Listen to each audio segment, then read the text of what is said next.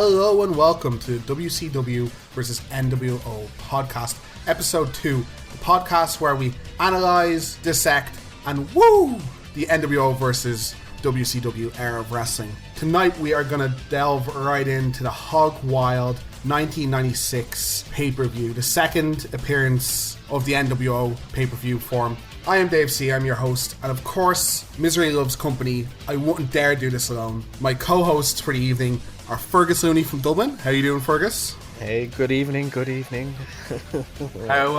did you enjoy the pay-per-view? Enjoy is a very strong word, Dave. I'm not sure I'd like to use it.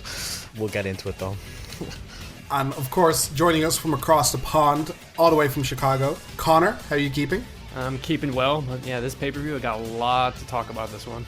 Yeah, I failed to watch it in one sitting until very recently. I had to take naps in between some of these matches. I don't know about you guys. But just a quick shout out to a viewer who contacted us. One or two small errors made in the last episode. A lot of WCW to watch, so a lot of it will come up. Of course, it was Michael Buffer, not Bruce Buffer, as we said in the last episode. Easy to get them mixed up. And Fake Razor Ramon was Rick Bogner. I hope I'm pronouncing that right. We're going to jump right in with a segment here called the Nitro Recap. Why don't you take it away, Conor?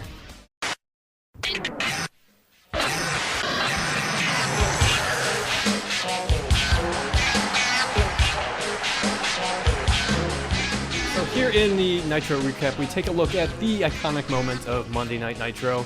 So these moments, they can be like standout promos, matches, or like even in this case, a backstage segment. So the one I'm referring to, of course, is from the July 29th Nitro, which is more known on the highlight reels as Rey Mysterio being thrown like a dart by Kevin Nash. So Gus, I know you've seen this segment several times, and Dave, I don't think you've seen it in its entirety, correct? No, not yet.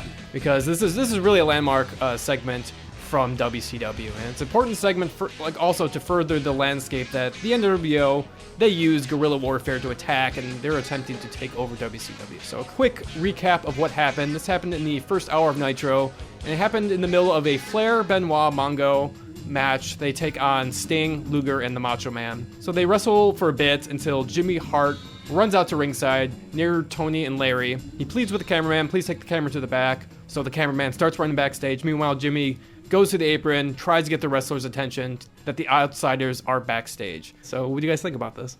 I loved this. This was probably the best moment that you're going to see in Nitros, in the early Nitros anyway, because I know from watching the first couple in between Bash and Hog Wild that it's a slow build. They're not all over the show. They're not in every single segment while you're watching. Nitro kind of carries on, and they're just kind of simmering along in the background. And they show up and they do some kind of really small dickish stuff in the background. They mess with the production cameras at one point. They put their own sign over the WCW logo. But it's all kind of there. They're all on the outskirts. Whereas this is real, proper, live TV. You don't know what's going on. Why is Jimmy Hart running outside? And he's genuinely freaked out. And they rush to the back and eventually all the other guys follow. And you get to see just Hall and Nash destroying, admittedly, a couple of jobberish guys. Iron is taken out by Razor at one point, or Scott Hall at one point. Big Kev gets to make the moment where he gets to throw Ray, almost trying to put him through a truck door. And as they say, he looks like a lawn dart. And then before they can get their comeuppance, they kind of skirt off into a limo, which Macho Man valiantly clings onto like a madman. They rush off and everybody's in shock. It's so well done. I think, as you say, Conor, is that it carries on from there. Oh, it carries on for a while. So yeah, the limo drives out of frame. We hear women crying, and while they cut back to the ring, there's fans puzzled on what's going on because there's no Jumbotron of any sort at the Disney MGM lot. But so they cut back to backstage. Commentators kind of let the segment breathe, which is my favorite part about it. Afterwards, they kind of do save their piece, but originally they just kind of let the segment just play itself. Yep. A lot of wrestlers yelling. Eddie tends to Rey Mysterio. Ray keeps pleading that there's a fourth member of the NWO, which is kind of nice. So then eventually the paramedics come and they bring out the stretchers and they wheel off the wrestlers to the paramedics. Really cool moments that Flair and Sting also jump onto the ambulance that have Arn and Mark Bagwell. Yeah, so it's kind of showing the moment that this puts feuds aside and WCW will stand together. Yeah.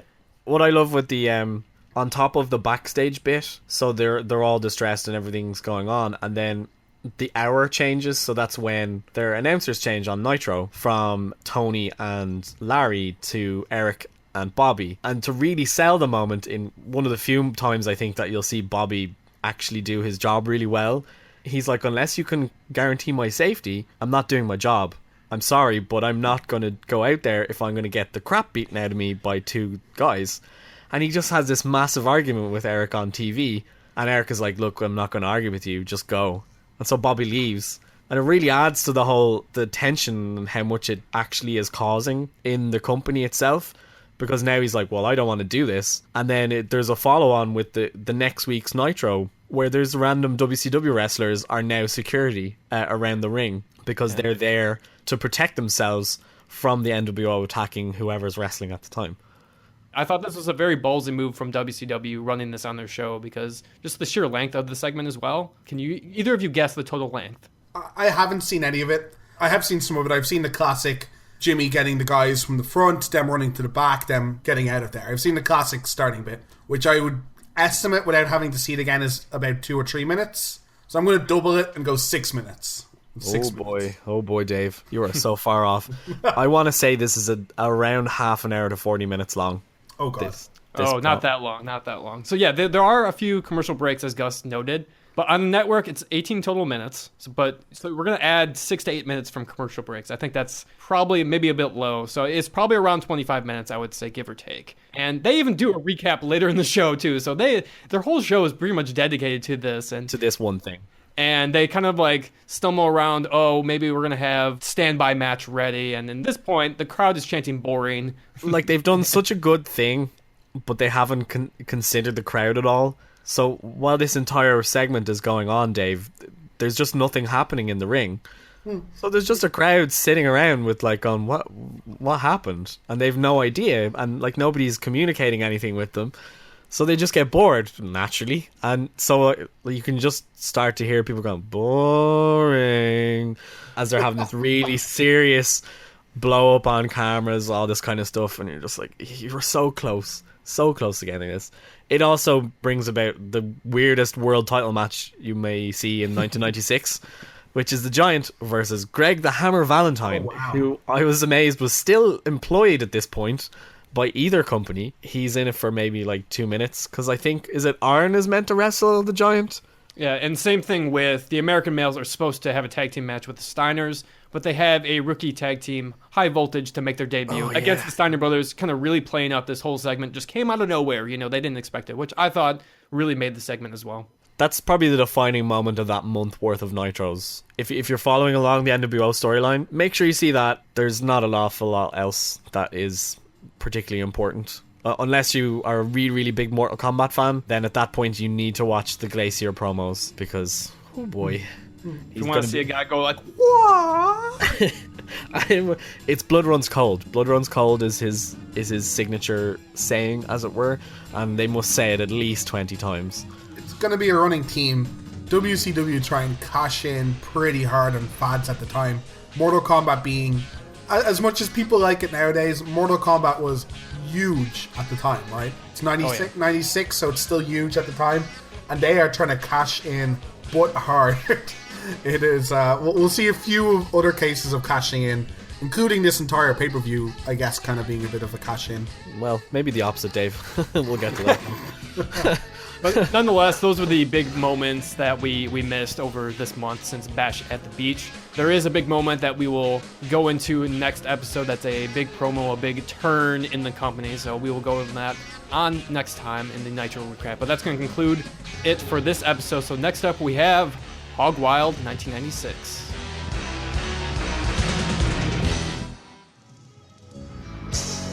Less than an hour from an icon of democracy and the geographic center of these United States, through the beautiful Black Hills of South Dakota, a small town of 6,500 people lies in wait.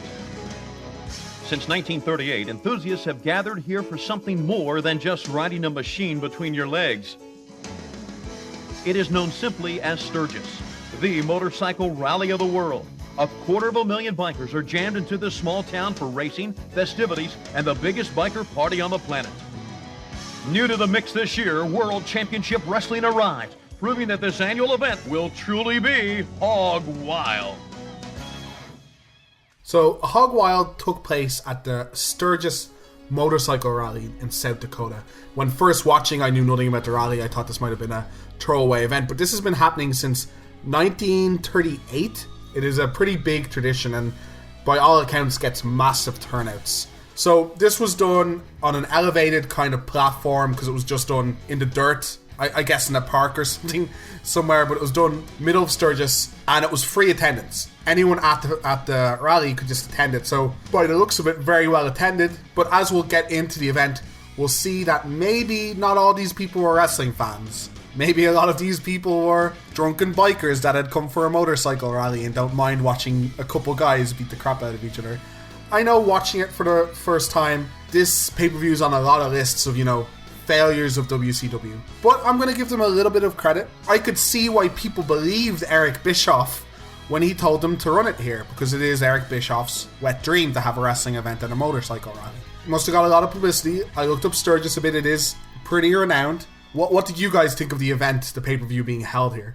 Having pay-per-views outside really isn't my favorite. I'm sure the wrestlers don't like having to wrestle in the sun as well. I'm not sure how much that affected the early matches or not. The sound of the helicopter, really, really annoying. And oh, yeah. I can't imagine how much money WCW wasted. I mean, the helicopter shots, they're nice. They're beautiful. Yeah, they're kind of pretty for a while, but you're there to see wrestling, not for that, yeah. It must annoy them, it being in the sunlight and then getting dark. It has to. And the noise of just the motorcycle revving. Oh, man, it's super annoying. So to paint a picture what Conor's referring to, there's no seats. As I said, it's literally in the middle of a field on an elevated platform. The entrance ramp is just a dirt ramp. They haven't put anything over it. The audience, there's just rails around them. It's just people sitting on bikes in a field. Yeah. There's no seating, there's no elevated terrace for people to pay for and so on. Yeah, there's just cars in the background. It's just everyone in a field for free watching wrestling. Again, I think the concept is kind of cool, but as we're going to talk about, it's going to have a lot of negative implications towards the pay-per-view. And I think you guys are right. Though a lot of WrestleManias have been done outdoors, I know more controlled environment than this for sure, but there have been good outdoor events as well. I'm not counting this as one, but there have been good outdoor events in the history of wrestling. I mean, it's an interesting idea, like you're saying, but it just looks set up really weird. The entranceway really bothered me for some reason. Like it's some sort of weird military camp that they're all coming out of. I don't really understand why it was this weird kind of strongholdy enemy at the gates style doorway that they all kind of appear out of. Yeah. But it's in camo and it just doesn't seem to have anything to do with what the show is about. The fans will point out as it goes along, but there's 3 matches in particular that they're absolutely woeful for. And they kind of ruin them to a certain degree. Yeah, for sure. I think they ruin it too because they distract me too. Because there's 2 random objects that there's a blow up doll at one point. I don't know. Yeah, just kind of getting tossed around. And then there's a Confederate flag, which it's a little awkward. I actually did a little research too. So the town was originally named. So the town of Sturgis. It was originally named Scoop Town. It was later changed to Sturgis in honor Scoop Town. Scoop Town. You see, like, we're laughing so much because scoops are it's just beer. So in Ireland, going for a scoop means going for a drink. Yeah. So in their historical context, it was scooping up money at the harbor or something like that. I didn't go too deep into it, but anyways. So later it was changed to Sturgis in honor of Civil War General Samuel D. Sturgis. So Dave Gus, whose side was General Samuel on? Can you take a guess? I'm going to put a lot of my house on the Confederates. Confederates, it has to be. No, he was actually a general for the North. Oddly enough, damn it, crowd in Sturgis, get it right of which side you're on here. Wow. I mean, South Dakota, it's pretty north. It's more north than where I live too. So it's like you're not really in the South. So it's just that's fair. Yeah, I probably should. I mean, they also have Rushmore is not too far away from here, right? I have to assume it's close, but that just shows you what kind of environment and what kind of crowd that we have on hand for this pay-per-view. Yes. You know what? Speaking of the opening clip, it did give me a lot of hope. They do an opening clip that's just a montage of the area. Mount Rushmore is nearby, and they talk about that for a little bit. They talk about the rally, and it's been here for years, and they show all the different personalities coming to it and talk about how important it is. I think they do a pretty good job of talking up, this is a cool event already, and we're adding the WCW-ness to it. I think that's decent. Yeah, they seem remarkably credible until you see what they're dressed as. That's completely true, Dave. The clothing. Oh, that opening shot. I just had to, I paused it and I stopped. I was like, oh no. What am I watching? You know what? Tony and Bobby aren't the worst. But, like, Tony looks stupid. Don't get me wrong. Tony is insane looking. Dusty Rhodes looks like he's about to Coyote Ugly all over a bar. It is real bad. Like, he's very close to just having Daisy Dukes on. You take a couple more inches off those pants. I did put down that Tony and Dusty are definitely failed members of the Village People. I will admit to that. I will say it's really weird seeing commentators wear glasses as well. Same thing with Mean Gene. I don't think I've ever seen that before. Mean Gene is no better on the clothes front, that's for sure either. No. So we got a decent opening interview. When I stop laughing and hear what the guys have to say... Is that because you're staring at Tony's amazing rub-on tattoo? Rub-on. Oh, the conversation I have about that. Are you going to show your wife? Show my wife some crayon on my arm? Why not? He's like, no, not that one. Dusty goes, exactly. Who cares if you have a fake tattoo? Whose wife is going, another fake tattoo? You're in trouble, man. You're losing it. Did you see what the tattoo was, Dave? It's an eagle, right? Oh, it's a full-on bald eagle. Like, as patriotic as possible. They do a decent job through all their ridiculous clothing of setting up the pay-per-view a bit. I don't think it's as good as their last opening segment, but again, they're putting forward, and it's a team through the last couple of Nitros and this pay-per-view, that it's now company versus company. It's not just guys invading the company. There are now two separate wrestling entities clashing. And this becomes a vocal point of the whole NWO movement and why it becomes so scary. A lot of times this is tried to be replicated. The majority of them fail. And I think a lot of them fail to capture the feeling of Scott Hall and Kevin Nash do not work for the company. Hulk Hogan used to work for the company but has turned their back on them. They are random guys coming in with their own agenda and their own, essentially, wrestling business and want to take over. Even though there's a lot of mistakes we're going to cover, they do a really good, I think, job of putting that point across. Okay, and first match on the card, again, we have Rey Mysterio Jr., this time as Cruiserweight Champion. We saw Dean in the last card have it. Against the Ultimate Dragon, or Ultimo Dragon as he's known better, but for some reason they used Ultimate Dragon for this pay-per-view. And Conor, why don't you tell us a bit about how Rey acquired this belt off pay-per-view, and a bit about the debut, I think, of Ultimo Dragon? Yeah, this is the debut of Ultimo Dragon here. So Rey, he actually won the Cruiserweight Championship. It was the Nitro right after Bash at the Beach. And he was kind of seizing the momentum off his brilliant match with Psychosis the night before. The match wasn't anything too special. Malenko firmly in control most of the match, while Rey kind of stole the victory out of nowhere in the end. So it's kind of odd that we don't have that rematch between those two, but we'll get into that a little bit later. So let's focus, I guess, on where Ultimo Dragon kind of came from. He was obviously a Japanese wrestler, and he actually had experience with Rey Mysterio. They used to wrestle in War in Japan as a tag team and against each other. I mostly know Dragon just because Chris Jericho kind of like widely touted that, like, he had his match that got his like chance in ECW. Like, it was him and Chris Jericho that basically had the match that made Chris Jericho what he is today. So that's how he got noticed, and it was really cool. I haven't seen really any Dragon matches. I don't remember any of them, so I'm interested to see like what he does in his WCW run. Yeah, so they bring out Mike Tenay for the beginning of this match. Of course, we don't see him for any other match, including another match in the card I would consider a bit of a light heavyweight cruiserweight bout. But, you know, he comes in, they introduce him as Mike Tenay from the WCW hotline, which was one of their biggest scams and failures. For those of you that don't know what the WCW hotline is, you call them up from your house, because we used to have phones in our houses on the walls. You call them up from your house, they would charge you like 99 cents for the first minute, and then $2 or $3 for every additional minute, and they'd give you news and updates of WCW, and they claimed wrestling around the world. But they didn't say anything for the first 3 or 4 minutes, according to any report. So by the time you heard, I think it was Mean Gene and Mike Tenay were two people who did it often. Of course, recordings and stuff of them talking, not actual personal conversations with the guys. You were already like $9, $10 in the hole before you heard. And this jobber beat this jobber. I'm sure it's like, you have reached the WCW hotline. I'm pretty sure that if Mean Gene was actually on the line, I would probably have paid for it. Just asking Mean about who he's slept with and what bars he's been going to and stuff like that. Of course, the first thing Tenay points out is something respectful. It's Ray when he got attacked. The doctor had to take off his mask, and that was worrying, and that was big news in Mexico. Now I don't know if that's true at all, but they talk about Ray losing his mask and how important it is for luchadors to keep their masks. And the first thing Bobby says is, of course it's important, they're ugly.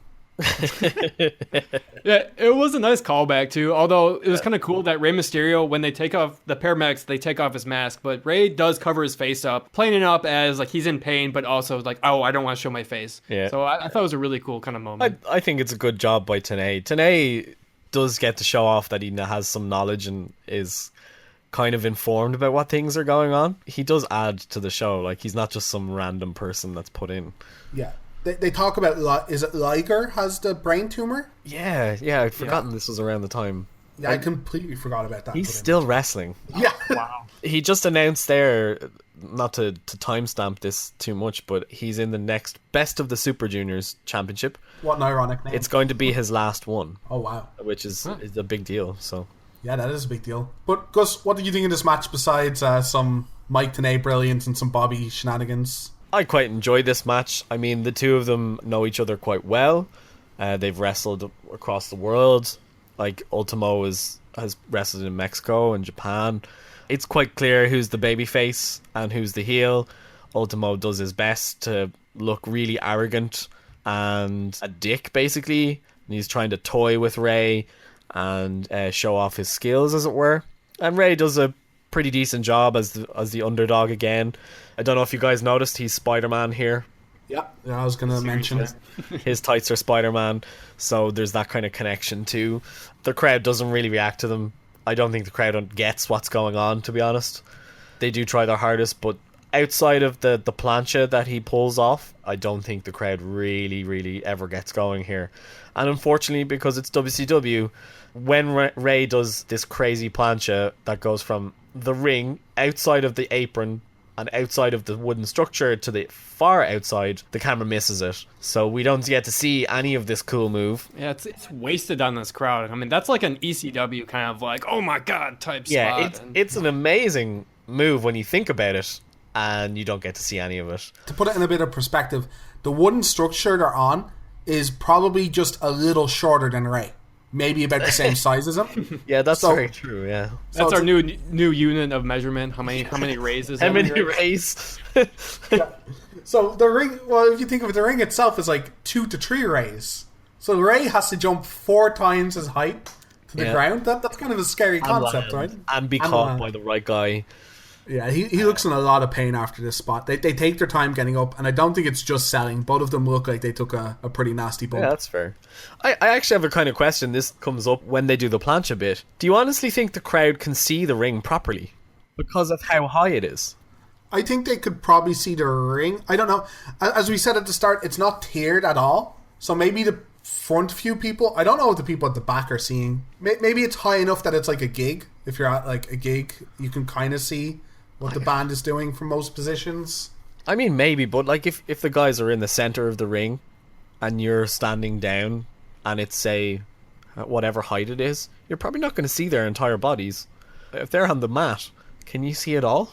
Oh yeah, I was going to bring this up for a couple of the finishes. It's going to come up. A couple of the finishes were not well received at this pay-per-view, and that's because the wrestlers are wrestling as if there's a Titatron on them or there's cameras on them. People do not know what's happening in at least 3 of the finishes of this pay-per-view. That's a good fair. point. I wish, anybody that went to this pay-per-view, write into us and tell us if you could see anything. I would love to hear your live report of this pay-per-view. Yeah, so as Gus was saying about the face-heel thing, they made sure people knew Ultimo was heel by putting Sonny Ono. We haven't seen him in the previous pay-per-view. He's the typical Mr. Fuji type heel manager. He's mysterious kind of Asian heel manager. Sneaky Japanese. Yeah. Yes. Sibling, like. Exactly. It's really typical. He makes the best comment of the match.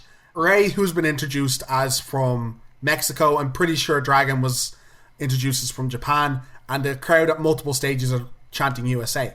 And of course, Ray being the face, and this is the only reaction they're getting, Ray bigs it up. Ray's like, yeah, come on, and they chant harder. And the camera pans over to Sonny, and he says, Stupid crowd. American fans so stupid. He's not USA. Yeah, he's not. He is not USA. Is the exact wording. It's so good. Conor, would you like to run us through the finish of the match, the finishing sequence? Yeah, a few spots I actually like to note that I did like a lot. There's a lovely running sit-down powerbomb by Dragon. I thought that was pretty brutal, but I liked it a lot. Although I didn't like the botched Mexican surfboard. Damn it, when are we going to get a good Mexican surfboard on this podcast? I did mean to point that out. When it started, I'm like, oh, Rick must be fuming. Someone can actually do it properly. Oh, it lasted 2 seconds. You're like, never mind. Yeah, but I mean, this match, it has some good spots, but obviously it's not flawless. It's not totally smooth like the one we saw with Psychosis.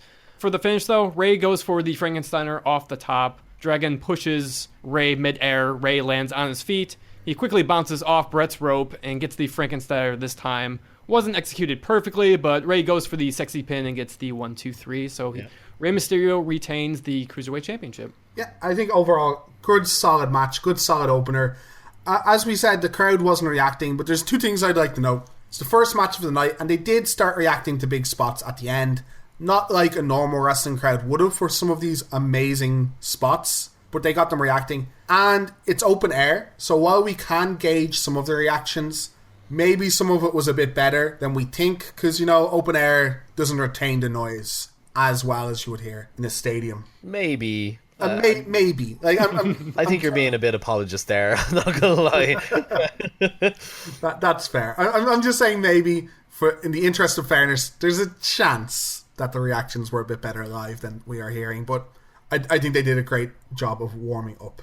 Yeah, I'd agree with that. I mean, the only other thing I would note is that I particularly enjoyed Ultimo Dragon deciding to use people's finishers as transition moves, particularly Lex's Torture Rack and Rick's Figure 4, both of whom are on this pay-per-view later on, and both of which finisher he uses as spots that take maybe 20 seconds.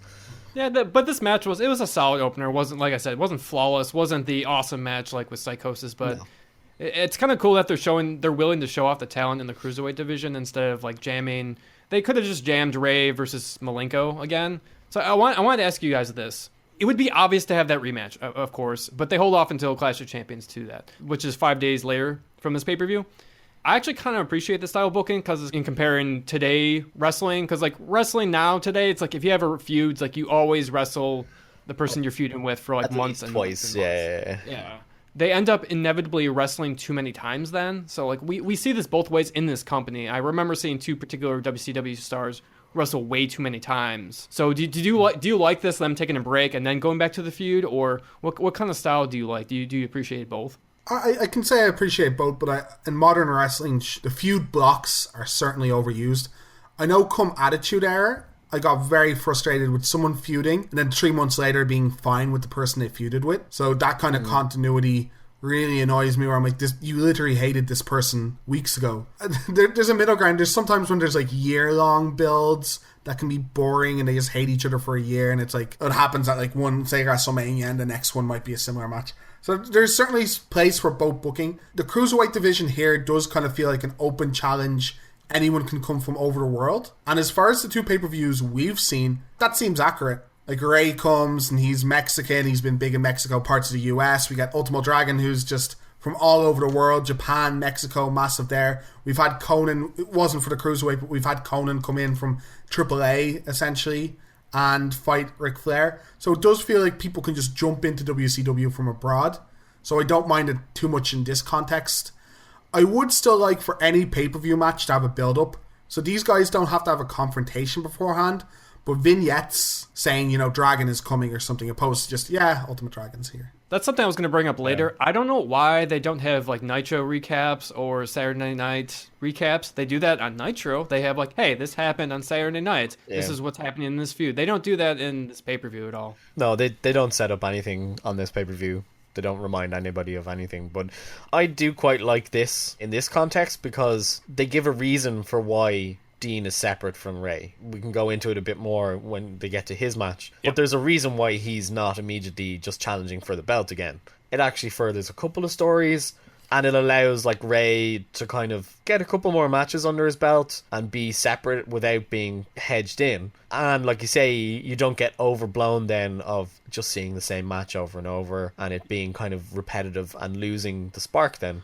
knowing in hindsight, knowing that Malenko does get his rematch, I'm okay with it then. If he never got it, that's what pisses me off the most. Yeah. When WCW does that, I'm just like, oh. They just forget things, yeah. So we get a transition from this match into Gene spouting the hotline and wearing some hot nonsense. Turner Sports hat, yeah. Gene's a peeping Tom, I think, in the background of some weird film, probably. Yeah, he looks marvelous, but he's just here to big up the hotline, and we'll get that. I'm pretty sure for a few pay-per-views this year, we'll get the hotline touted. I'm not sure exactly how long it lasts, but Gene will talk about it a lot in the future. Yeah, and there's random banter about like what kind of bikes are at Sturgis. Like, my problem with this and like the opening promo, it's like it seems like they're trying to put Sturgis over more than the matches. The matches, yeah. Yeah, they're trying to convince the rest of America that Sturgis is cool. I think Eric just really wants to be in with the cool bikers. A bit like other storylines we'll see down the line. Eric likes being cool.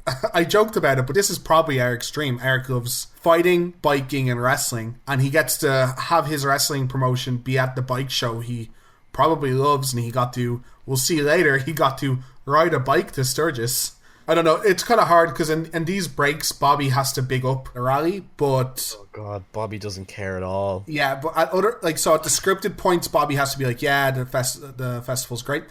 At other points he's just making fun of Hicks. It comes across really mixed. At multiple other points in the pay-per-view he's making fun of the motorcycles and the people on them and calling them push bikes, but in these breaks he has to be like, yeah, Sturgis is great. Oh, Bobby. I have a lot more to say about Bobby later on. So we'll go into the second match, which is Scott Norton versus Ice Train. This one gets about 5 minutes. These are former tag team partners, and why don't you tell us a bit about them, Gus? To be fair, this is actually reasonably built up over the previous month worth of Nitros. Scott Norton and Ice Train were Fire and Ice, and they're kind of like an up-and-coming tag team, I guess.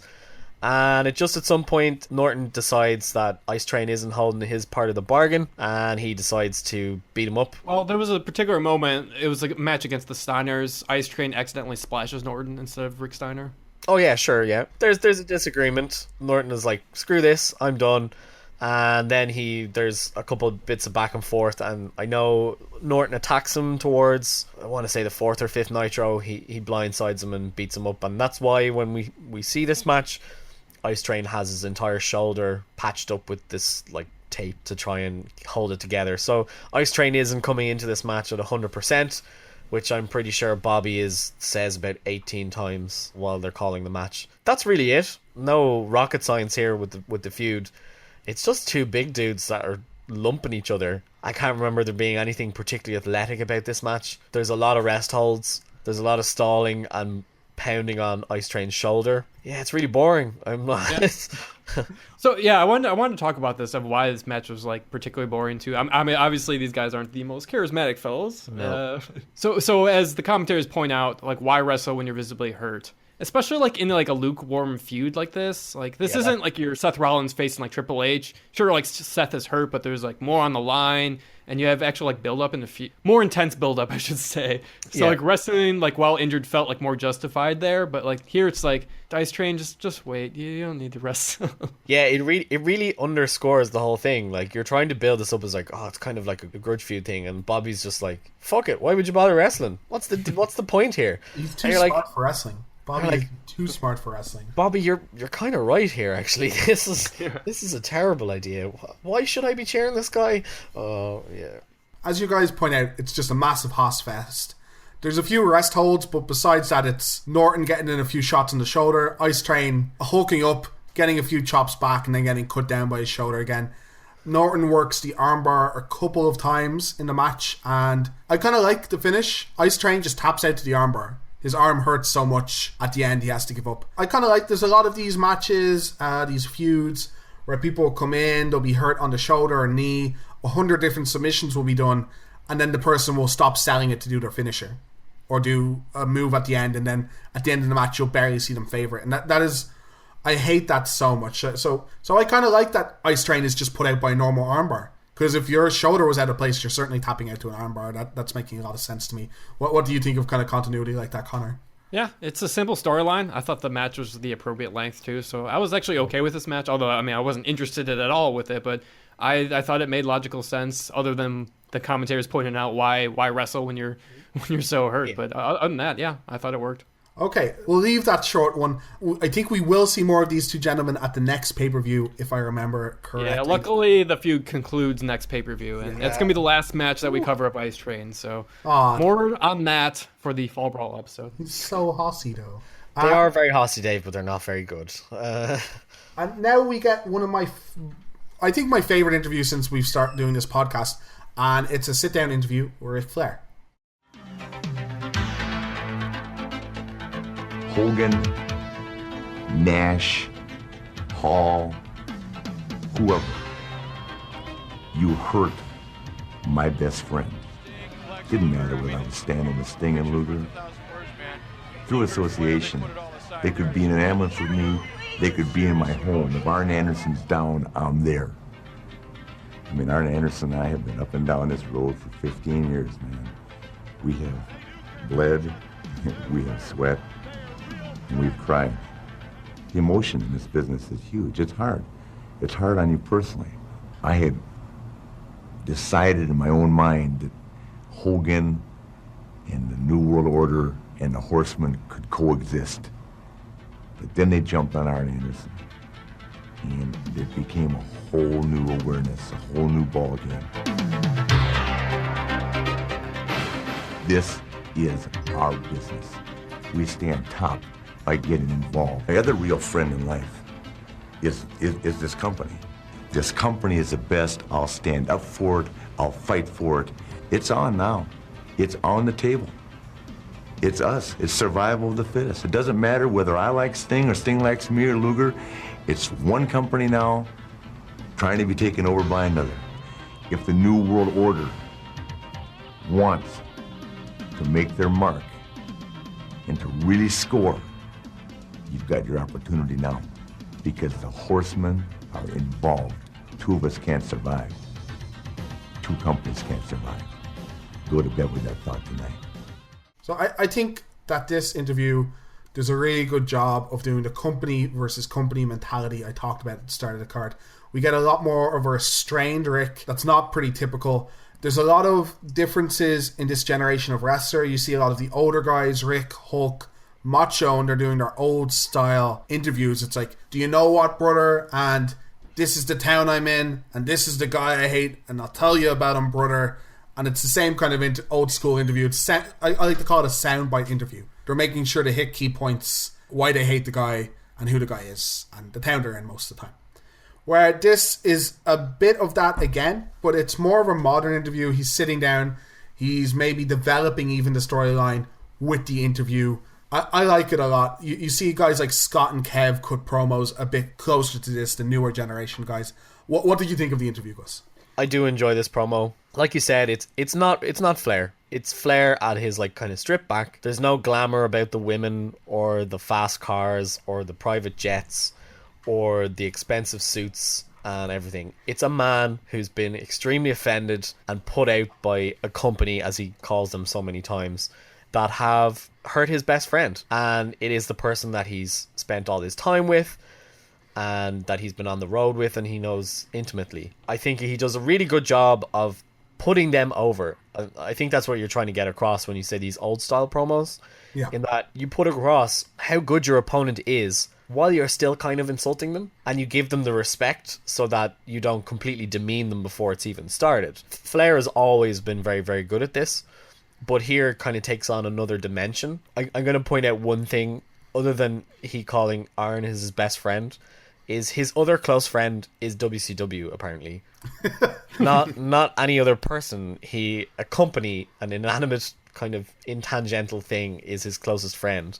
I get what he's trying to say. He's putting over how important the company is to him, and the history, and it's very long. It's a rich history as well, with the Horsemen and how much it is involved and everything. Presumably, he's done one take, and this is the take, and it's just he's letting it all come out. And there's just this one blip, which I find funny. But the other part that I think he does particularly well is that he says, like, the Horsemen have all these issues with, and he rattles off, like, the Dungeon of Doom and the various people that they've been feuding with. And he's like, but you hurt my friend, so all bets are off.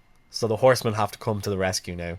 And we have to stand with WCW. And it's a real good stance of, like, it's not about my own personal thing anymore. It's the entire company's struggle against NWO. So I think this is a great promo. For how short it is, it gets across so many things, and it becomes very, very important in setting the stage. Yeah, it's great foreshadowing as well for the next pay-per-view. I mean, this speaks to the main event. It speaks to other things. It speaks to the segment that we talked about earlier. And the other two things I really like too, the interview, Flair just speaks in his normal voice. It's not the shouty Flair as well. This isn't just your typical Mean Gene talking to Flair either. Like, he's sitting down. He's not in the typical backstage area either. So you have a different backdrop. The interview stands out as being very different, and we should pay attention to this. So love this promo. Oh, I hope we see more of this kind of style promo. Yeah, so we go from very good promo, big high, to Jimmy Hart trying to sell us some wild merchandise. And if there's anyone that sells merchandise, we all know that the kids love some Jimmy Hart and want to wear exactly what Jimmy Hart is wearing, you know? Merchandising. Haven't you bought your Hog Wild jacket and your Hog Wild t-shirt, Dave? Who are you selling it to? So either you're having Jimmy Hart trying to sell it to kids and wrestling fans. No one likes Jimmy Hart. You put out Jimmy Hart with the heels because everyone hates Jimmy Hart. Or you trying to sell it to bikers who's seeing this skinny guy with a megaphone look terrible in the merchandise. Like, I'm not going to buy it. Look at this nerd. The logo is so shit, and it's so poorly put together, and it's tiny on the jacket. It may as well not be on it at all. And it's so bad. Oh, and Gus, that reminds me one point that we didn't mention out. The cover for this pay-per-view, it shows Hogan wearing the yellow and red. Yellow and red. Yeah. Maybe you can see they don't have too much long-term planning on the cover of the pay-per-view is just Hulk being Hulk. Oh, Dave, that's not just the poster. That was the release VHS poster. Yeah, so that comes out after the pay-per-view. Yeah. This isn't like they made it and then went, oh, fuck, we better use it. This is, we had months to figure this out and do something, and still used it. Yeah, we'll jump straight in. The less we say about Jimmy, the better. We'll jump straight to the next match, which is our first women's match of the podcast. Medusa versus, I'll make sure I'm getting this name right, Bull Nakano. And it's called a Battle of the Bikes match. Bull comes out with Sonny Ono. Sonny is riding a nondescript Japanese bike. I was discussing this before the cast. I think I heard one of the commentators say Honda, but I'm pretty sure that Honda wouldn't want anything to do with this debacle. I also think it's funny that Bull is probably not riding the bike because she can't, but also it's a bit of a face thing to come out riding a motorcycle, right? So they just had the manager do that. Yeah, kind of, yeah. To try to make somewhat sense of it, like, Medusa's been kind of feuding with other Japanese women, and Sonny Ono interfered with her previous match, so maybe the feud is more with Sonny and Medusa. That I'm probably going too deep into this, but that's the only dynamic I can think. I think you've gone deeper than the WCW considered. Yeah. To be honest. And then we got Medusa coming out on her beautiful Harley Davidson. According to the commentators, and as far as I know, Medusa was actually into bikes. She is into Harleys and stuff. She does show up in the promo later on where they're riding to Sturgis. Yeah. I do think it's actually her bike as well. Conor gave us a bit of our back history there. That there is not much of a back history. This is an excuse to get the bikers into the pay-per-view, because no matter what, they're going to want the foreign bike to be broken. And so the stipulation, if you haven't guessed, the loser's bike gets smashed. So a big sledgehammer comes down to the ring, or I don't know who carries it to the ring, but there's a big hammer brought down to the ring, and winner gets to smash the loser's bike. So straight away in the match, maybe one of my favourite parts of the interview, Bull uses nunchucks. She got a nunchuck! She got a nunchuck! Into the midsection. Bull hit her with a nunchuck. With what? A nunchuck. Nunchuck. Can't you understand? A nunchuck. What's that? It's some things on the chain. Things on a chain. That Bruce Lee beat up people with. The referee is somehow distracted long enough by putting the hammer away. And my God, I thought Rubber Shark was good. But he cannot get his mouth around the word nunchuck at all. This is coming from me. It's quite a straightforward match. Gus, why don't you run us through a bit of it? I mean, it's perfectly acceptable wrestling, I guess. Like, the women try it. It's not a particularly long match. And, you know, you've got the whole, like, American angle. She's, like, all-American face. And it's, like, the evil Japanese foreigner. With the weirdest hair, like, ever. With amazing like, probably hair. The best. Yeah, her hair is amazing. The best. I say weird, I think it's amazing. Brill cream that you could ever find. Like, she's a genuinely very good women's wrestler. She's had lots of good matches over the years. To go back to the nunchucks doesn't, I think, even beyond that quote, doesn't Bobby then equate nunchucks to a sledgehammer because that's what the nunchuck means in Japanese? Yeah, the commentary during this match is really awkward because like at one point they talk about Bull's weight. It's just like, why are we talking about this? They make So bad. it's really awkward. They equate her weight. They call her 200 pounds, which is obviously overbooking wrestling terms. The woman is not 200 pounds. But they say a 200-pound woman is the equivalent of a 400-pound man. And then they just argue over whether she's big or not for a while. And then maybe realize it's not appropriate to keep talking about this woman's weight and arguing whether she's big or not. And they kind of move on. And it's so cringy. It's so bad. The match itself, I have to agree, is a bit good at the start. I think it's fine wrestling. Both of them, I think, are pretty accomplished women's wrestlers. And probably if you look back in this era, some of the better women's wrestlers from this era. The finish is the first of the finishes that really suffers from... not like the crowd have no idea what's happening. They botch it the first time. They have to do it again. Conor, would you run us through the finish quickly, please? I don't even know what the finish really is. Yeah. Bull goes for the pin. Ref counts 3, although Medusa's shoulder was up. Ref seems to want to reverse the decision, but Sonny just goes over to the bike with a sledgehammer. Tony remarks that you would like to look at a replay, but apparently they can't. They can't. I don't know. They try and do it twice, and they fail the first time. And they do the exact same spot the second time. The whole spot is supposed to be a belly-to-back suplex, bridge, and Medusa gets her shoulder up before 3, but Bull still has both her shoulders down. But you cannot get that across to a live audience. The live audience have no concept over what's happening. Yeah, I have it written down as fuck up counted when he shouldn't have. So it just looks like a complete mess, and the camera's on them, and I still wasn't sure how it ended. God knows how the crowd is meant to have any idea what's going on there. And then they kind of save it with Sonny goes down with the sledgehammer and he's about to hit Medusa's bike, and then she grabs it off him and proceeds to tries to attempt to break the Japanese bike, which I don't think she does a very good job at, or it highlights how well made Japanese motorcycles are. The craftsmanship of that motorcycle, the craftsmanship was so good. If anything, the winner of the match is the Japanese motorcycle, which should sell a lot more units after this. She doesn't hold back. She is swinging for the fences on that bike, and she doesn't even crack most of the plastic. She breaks the headlight, she breaks some of the plastic off with her hands, none of the metal's bending, the seat isn't moving. It's just in really good condition when she's done. It's hilarious. Pretty anticlimactic, and I don't know. You said like, oh, it'll get the crowd into it because it involves bikes, but isn't it kind of a stupid goal to, we're in a crowd of bike fans. Like, shouldn't the goal not be to hurt the bike? Because I think the fans would be like, hey, no, give me the bike instead of destroy it, But remember, we also stated that they had the Confederate flag, Conor, so they're trying to hit both angles there, I think. These spots always terrify me. Bobby points out something I was concerned by. There's gas in the engine of that. Now, I don't think it's going to explode like a movie, but certainly it can't be 100% safe just wailing on it. Now, obviously it did no damage, and maybe the hammer wasn't heavy enough, but I'm reminded of, I don't know what event it is, but Brock Lesnar goes at a car with an axe. Is it SummerSlam? I remember this. It's not even SummerSlam, it's like a Raw. It's on a Raw. And Brock is 2 seconds away from impaling his own eye. Yeah. And you can see it in his face. He bounces the hammer off it. It comes within an inch, even closer, of his eyeball, his open eye, the back of the axe, the spike at the back of the axe.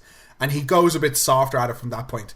Now, nothing Medusa does is that bad, but in these destroyed property things, I'm always so scared a splinter is going to come up or someone's going to whack themselves with a hammer. In a couple years, we're going to get this is going to be way down the road, where we get Goldberg smashing up some property and we see how well that goes. So as cool as these angles can be, especially back then, no one thinks of the consequences of actually taking a hammer to an object. It's the mid-90s, everybody's carefree, everybody's happy, it's all good. Speaking of the 90s, though, I really wanted to bring up this point of women's wrestling, because this is our first women's wrestling match, and at this part of time in wrestling, women's wrestling was basically a joke, or I mean, it wasn't a joke, it didn't really exist at this time. It wasn't treated very well, yeah. No. Obviously, we've come a long way since then, but we're right now we're just seeing an attempt to introduce a new women's division, so...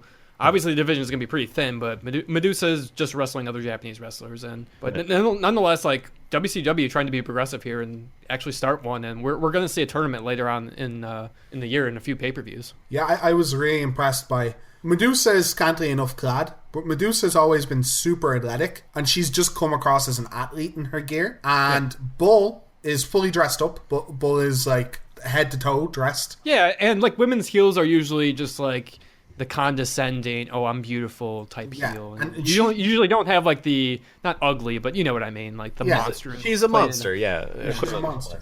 And that's impressive. You wouldn't see this in WWF for years. It's really hard to watch the Attitude Era because it's really degrading to women. And I don't mean a little bit. I don't mean, it's back then and we're more progressive now. I mean, it's super degrading to women, this industry at this time. And to watch a Japanese wrestler come in, and Japan has a long history of very good athletic women's wrestling, actual athletes, and it's a bit like the cruiserweight division that comes in to WCW now. Yeah.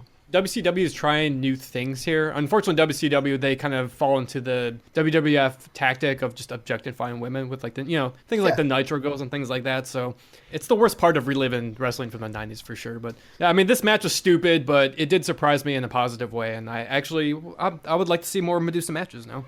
Yeah, Before the Botch finished was actually, I think, an enjoyable match. Yeah, I'd agree with that. Like, I think she wrestles once on Nitro before this. Maybe twice. Her match, like that I was speaking to before, was actually a really good match. I expect a little bit more with this match. Unfortunately, it didn't come together as much, though. Yeah, I think it's time related, and I don't think I'd pin the blame on them too much.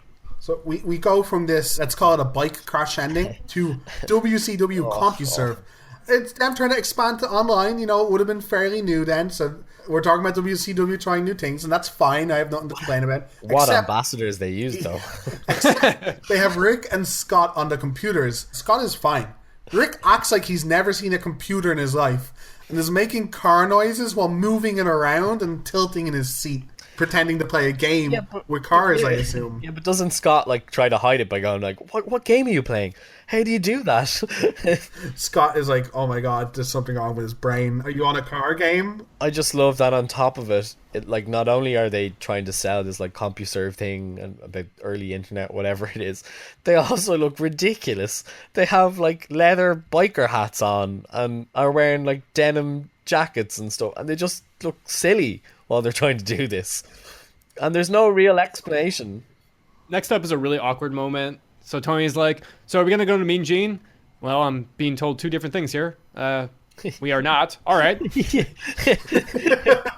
Live pay-per-view. Yeah, there's a few of these moments. The end of the bowl match where Gus pointed out, we're going to go to a replay. We're not going to a replay. Okay. The winner is Medusa. That's great. But we go right into our fourth match of the night. And it's Dean versus Chris Benoit, Woman and Miss Elizabeth. This gets 26, almost 27 minutes. Unheard of amount of time for a match in a WCW pay-per-view. Conor, do you want to give us a bit of the build-up why Dean is in this match instead of fighting Ray? Yeah. So Gus, you're gonna have to help me out here. I think I can get all the specifics here. So Jimmy Hart said he'll recruit anybody and do it takes down the Horseman. That's basically what the start of it is. So then he kind of starts trying to talk to Dean like before his previous matches. I think he had a match against Kidman. He just kind of like, hey, you're gonna do something. Yeah, he's like, I'll talk to you again. I gotta go. Yeah. They don't even like say anything about it on commentary when that happens on Nitro. They just kind of brush it off and carry on. But yeah, from there, I think it just kind of comes out that Dean bargains with Jimmy Hart. He's like, look, I'll do what you want me to do so long as you make sure that you get me a cruiserweight title match. And Jimmy's like, yeah, no problem. So then Dean attacks Benoit. Is it during a match? Yeah, it should be during matches. I know that there's a couple run-ins. It's hard to keep track of which one happens when. But yeah, that's basically what happens. There's a couple run-ins, and yeah, that's it. Other than that, it's dungeon against Horsemen. Jimmy's recruiting people to be in the dungeon. And do you know the newest member in the dungeon, Dave? No, who's the newest member? Oh, well, I have to bring this up because you guys are two Irishmen. The Leprechaun! Oh, wow. That's now. Atrocious when I watched that. Words can't describe, Dave, how bad this is. It's this man who kind of runs around the outside of the ring and he spends all his time kind of like looking feral and chewing things and just comes across as this like insane person. You see him once, they have like an 8-man tag and he's one of the people in the tag match. That's it. We haven't seen him again yet. Maybe he'll show up though. What was even more awkward too is like Larry Sabisco was trying to talk about the Leprechaun and he was trying to compare him to Dean, and I was just like, no, please do not compare these two. Let's not do this. Oh wow! I think that the match itself, I'm going to go and say I'm pretty largely disappointed by. Really? Yeah, I'm really disappointed by this match. I heard really good reviews. I fell asleep the first time I watched it. I think it's really boring. I think of this match, the psychology in it is that both men are like really evenly matched. That they're exchanging pins a lot. There's a nice sequence early on in the match where they do a couple of different backslides. It's one of those long backslides into back bridges, into reversing pinfalls, and it's really crisp. Both performers are super crisp performers. Really? I thought some of the bridge spots were kind of sloppy. I think they were meant to look like that, to make it look hard, but maybe they were actually just... No, I think they do mess up a little bit, Dave, yeah. Okay, I thought they were kind of doing it on purpose. I'll take your guys' word for it. They do this at a stage, and then they're doing... I do a move on you, so powerbomb, pin, miss attempt. You get up, you do a move on me, pin, miss attempt. And I thought, okay, this is fine psychology for the middle of the match, but it's just kind of how the most of the match continues, and not one guy getting too much momentum. I don't know, I get really bored by the pacing of this matchup. Really importantly, the crowd gets super bored by the pacing of this matchup. I think that's my main point about this match. It's the wrong match to have in front of this crowd. Yeah. Yeah, 100%.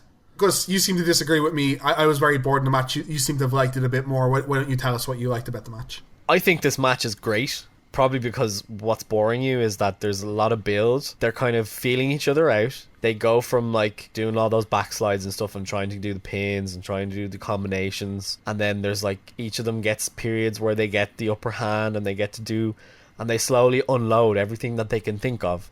And they're always trying something else, and they're trying to, whatever will go across.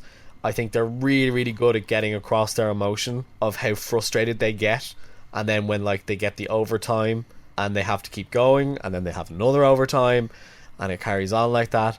And my God, fuck this crowd, because they don't give a shit about the match. And they just it bombs entirely because they don't get any of this. They have no interest in watching this kind of match. This is like, very pure wrestling for sure. Like that's the big failure of the match. Like, it's a great match, but the crowd just doesn't care. So does it really matter in the end? There's a definite philosophical argument there, whereas like if a match is really, really good but it doesn't connect with the crowd, can you really say it's a good match? I think someone screws up by not telling them not to do another overtime. We're skipping a bit ahead, but to spoil the end a bit before we tell you who wins, it goes to a time limit draw. By the way, the commentators all the time from about, let's say, 15 minutes in, asking how much time is left before it becomes an issue, which I think ruins it commentary-wise a little bit. It goes to a time limit draw, then a 5-minute extension, then a 5-minute extension. The first time limit draw, the crowd are a bit baffled, and you can tell they're not happy that this match is going to be 5 more minutes. For the second extension, they are downright just booing both wrestlers, and they do not want to see this match anymore. Not even one of them's a bad guy, not even the wrong result. They just hate that the match is continuing, and that is bad. Someone needs to make a call on the fly somewhere that is like, come on, they hate it. Just cut the match in half. Someone pin someone. So I think that's a bit of a fault of the guy. It's hard though. What did you think, Conor? What did you think of the match? Ugh, there's a lot to bring in this match because I was so hyped up for it. I was looking, Chris and Dean are going to have a match, and apparently it was a highly rated match as well. So. Yeah. A few things. In the beginning, there was a lot of generic brawling. There was nice delayed vertical suplex. So there's definitely some crisp moves in this match. So, I mean, I was a little critical about the bridge spots, just because I've seen these guys wrestle before. There was an awesome double crossbody spot where it was kind of like that even spot where they both go for each other and they hit each other. That was probably my spot of the match. Yeah. I love that. Normally, I do like longer matches as well. I'm like I said in the first episode that I was a huge fan of the Iron Man match of Brett and Sean. Is there really a time limit in just regular matches, or is this just like a special time limit for this match? I don't know that going in, really. It's hard to tell because no match actually goes over a set time limit. But for example, the next match goes on for almost 18 minutes. Now, there's a lot of preamble before a punch is thrown in the next match, but we won't jump ahead too much. But time limit is never mentioned in that match. The Outsiders tag team match is almost 15 minutes, and it never says it's coming up to a time limit. I hate that the continuity of time limit has never been an issue in any of our matches. Let's randomly bring it up for this match. Yeah. It reminds me of a really old WWE match where technically you're not allowed to punch someone with a closed fist. This is like a technical rule in like wrestling, but everyone does it. There was a match where Stephanie gets test disqualified because he's punching someone with a closed fist. I'm like, that is garbage. No one knows that's a rule, and that's the exact thing here. No one knows this is a rule. This is utter garbage. I want to say that at some point in WCW, they definitely have it for their TV title, that matches used to be 10 minutes time limit for TV match titles. Maybe they instituted some sort of rule for there is a general time limit for like pay-per-view matches or regular matches, but it was kind of unspoken. So maybe it's an ingrained thing where if you've been following the company, you might understand what's going on. But I'm more likely to believe that it's WCW and they just went, yeah, this will work. That does come across as a bit awkward, alright. One note that I really enjoyed in this match is Heenan continuously being wrong about it being a 3 count. Yeah, so let's talk about that, because that comes up in the pay-per-view so much. Oh my god. Oh, shoot me on now. purpose? I don't even know. Like, or is he just doing to troll Tony or something? I think he's doing it to troll Tony because he says it twice, and if you listen to Bobby's old matches, he does say it a lot. He's got him, and it's a classic call. I don't mind it too much, but I think Tony points it out. And from that point, he very purposely does it for every pin. Yeah, Tony's like, you're getting these all wrong tonight, buddy. And he's like, oh, really? Yeah, I think that's part of my problem with this pay-per-view. Is good. Bobby, like, I try to defend you last pay-per-view, but this one, I can't. You ruin a lot of the matches for me sometimes. Although he did have the line of the match, maybe the line of the pay-per-view for me. Bobby says the line, what is this, hockey? After the match was going into double overtime. I thought that was funny. What did you think of the finish, Conor? It was okay. I mean, it just kind of, there's a lot of finishers going around, and I'm okay with the roll-ups, and Horseman need to cheat as well. Woman gets involved with the roll-up, and Chris Benoit ends up winning the match, so I'm fine with it. I have one small issue with the match. I think it's fine to say it's not boring, and I can see how I usually like kind of more pure wrestling matches.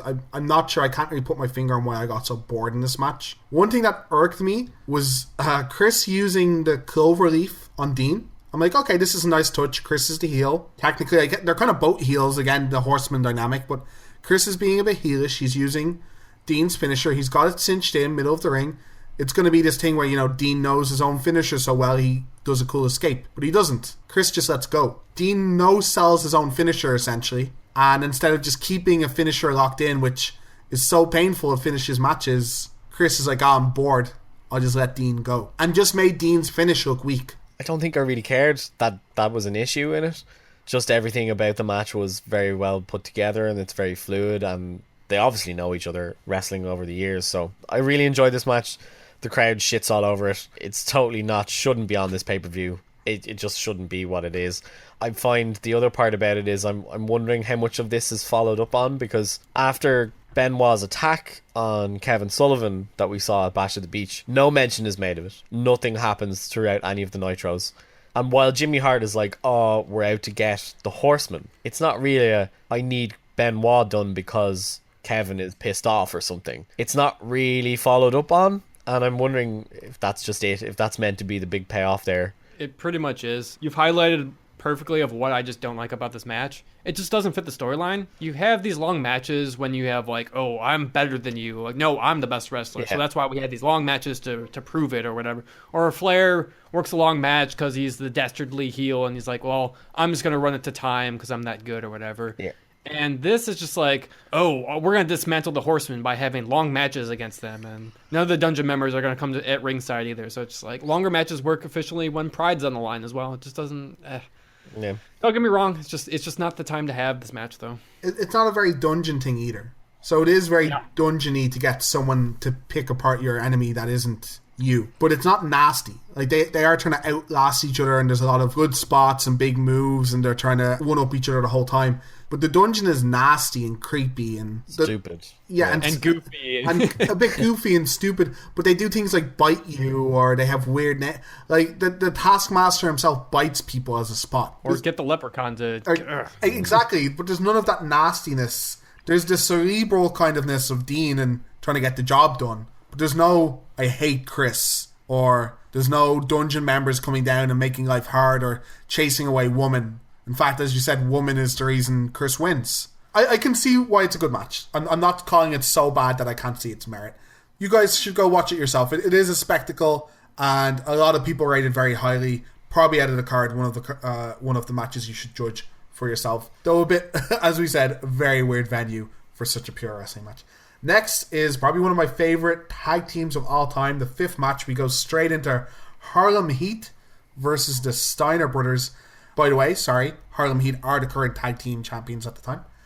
This was a match that wasn't even on the card last time. This was a match that happened before the pay-per-view, last pay-per-view. And that gives us a good segue to talk about the massively bloated card that WCW has at this time. That a match that's deemed important enough to get 50 minutes for this pay-per-view wasn't even on neither of the teams. One of the teams was on the pay-per-view last time. The champions weren't even on the pay-per-view last time. Well, we'll see that a few times. DDP was on the last pay-per-view, is not on this pay-per-view. As Gus brought it up to me before recording this, is Disco. He's on the last pay-per-view. We're not going to see him for the rest of the year. He's barely in anything. We don't see Disco has some issues with backstage as well. We're going to talk about a different time. We also have Randy. We're going to talk about that a bit more in the Outsiders match, why Randy isn't here. This isn't just like mid-card guys. I can understand Tenta, Big Boss Man, Jim Duggan, DDP to an extent not showing up again. But the guys you're probably paying some of the most on the card aren't even on your card. It's getting kind of silly. So while that's a bit silly, and this is just showing that, you know, an important tag team didn't have any space on the last pay-per-view, we'll talk about that a bit more when it comes to the Outsiders match and Randy's absence. So again, I'm trying to phrase this as delicately as possible, but Harlem Heat do come across very very gangster, and they do ham it up, and they are instantly hated by this crowd. I mean, atomic heat. We've got some reactions. We got some decent boos for Bull. You know, we got some decent boos for Ultimo Dragon, though in general the crowd has kind of been partisan in general. But Harlem Heat comes out and they hate their guts. Steiners get massive pop. And the first, I have to say, it's at least 5 or 6 minutes. Booker T and Stevie just, they're giving the crowd everything. They're just pointing at individual people. They're threatening to come into the crowd and beat people up. The bikers definitely just want to fight them, which is a bit off-putting as well.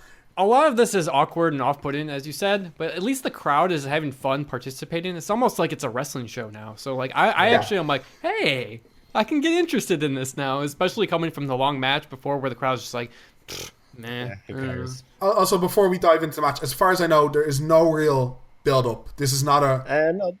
So, Dave, they have a match on Nitro the night after Bash at the Beach. And it's the Nasty Boys versus the Steiners for the #1 contendership. Oh, so the Steiners do win it. Apologies. So the Steiners win. There isn't any particular hatred between the two teams or anything like that. It's just kind of like, I'm coming for your tag titles. Well, you're going to have to beat us, and we're too good for you kind of shtick. So yeah, so it's pretty normal. I am a big fan of Booker T in his WCW days, especially. Dave, that music.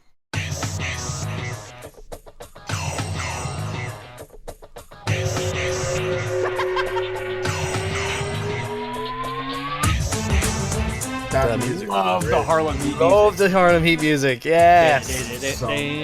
The Raising the Roof, it doesn't happen for a while, but man, I didn't realize the Harlem Heat music was actually Booker T's music for a while, and man, this piece of music stood up to the test of time. It played throughout Booker T's career. 2 theme songs on this pay-per-view that have stand out very, very well, which is pretty incredible considering how poor a lot of the intro music can be in WCW. So it's quite good. But my first note is I love Harlem Heat's theme music. Yeah. So I'm totally my first note, literally written down on the page, Harlem Heat music is awesome. I think it's better then than it ended up. I like the whole "Can You Dig It, Sucker" later on. But I think it's just great by itself. It's kind of it's not ominous, but it's like kind of intimidating somehow. It's sharp. It's cool. It suits the tag team very well. And if you play this music on like Booker T, Stevie Ray straight away, their classic runs. The same with other music from this. I think that's one of the first times I've ever heard Stevie Ray being referred to as classic. He's a classic when he was with Booker. Booker was so good. Sure. Booker's so good, he makes everyone else around him look great. Jumping ahead a very long amount of time, this isn't even the most ridiculous thing Booker T is involved in. Later on, Booker T has to feud for the letter T.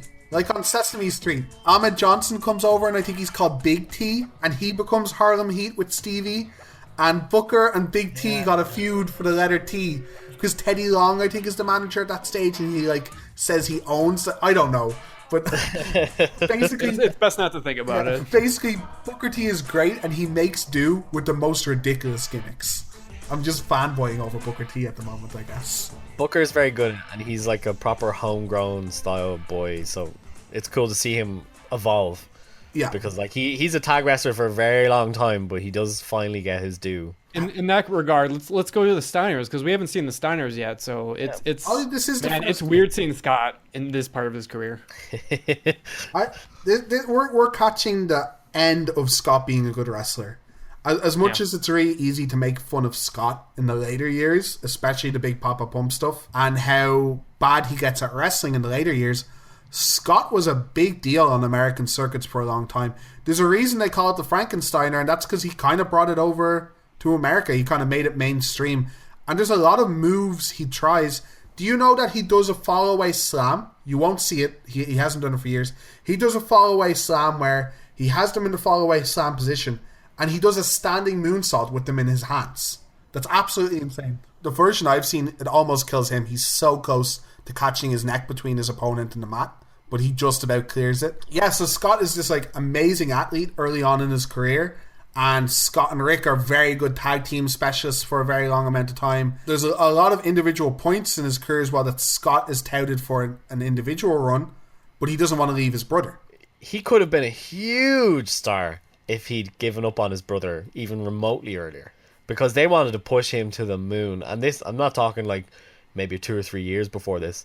We're talking like mid to late 80s, that they wanted him to be the guy that, and maybe would have been the guy instead of Sting. And this was going to be one of their big promo guys. He was going to be the guy who beat Flair and be the white bread baby face like Hogan style, and he'd be the one beating up all the monsters and stuff. And he was just like, no, got to take care of Rick as well. So he just stuck around as a tag title guy for a very, very long time. Yeah, we'll get into the meat of the match a little bit. I think it's a pretty classic, like a pretty normal formula tag team. Atomic Heat on the heels. They're kind of getting the crowd more and more into it. It starts off with some really big pops when the Steiners get into the match. And I'll have to stop you right there too. We have to mention that like the people were revving up their bikes so much that it was making Booker T so angry, riling up the crowd, and the crowd would just keep responding by beeping their horns, just revving up their bikes more. For sure, this is one of the bigger crowd reactions I might have ever seen in a wrestling show. There was like genuine hate for Harlem Heat in that. This is when the Confederate flag was pulled out. It was at this particular point, so I was like, okay, this is where we're going with this. This crowd does not like one of the teams in the ring, and you can figure out quite quickly which one it is. They do not waste their time in making sure and making it known. Like you said earlier, Dave, there's a good 5-6 minutes of stalling, because they're just like, yeah, let's just get the crowd going. I don't have to do anything. It looks like I'm doing an amazing job. Like, this is the opposite of Chris and Dean. Chris and Dean do, maybe part of why Chris and Dean's doesn't work is that instead of figuring out what they should do, they go too far and they go, no, this is the way wrestling is supposed to be and you should like this. Meanwhile, the two tag guys are like, well, obviously we've hit a gold mine. Let's just go with it. Let's just take it easy and we can do these spots and we'll get over huge. And it's fine. And it works really, really well. Yeah, Booker and Stevie Ray are really intelligent here.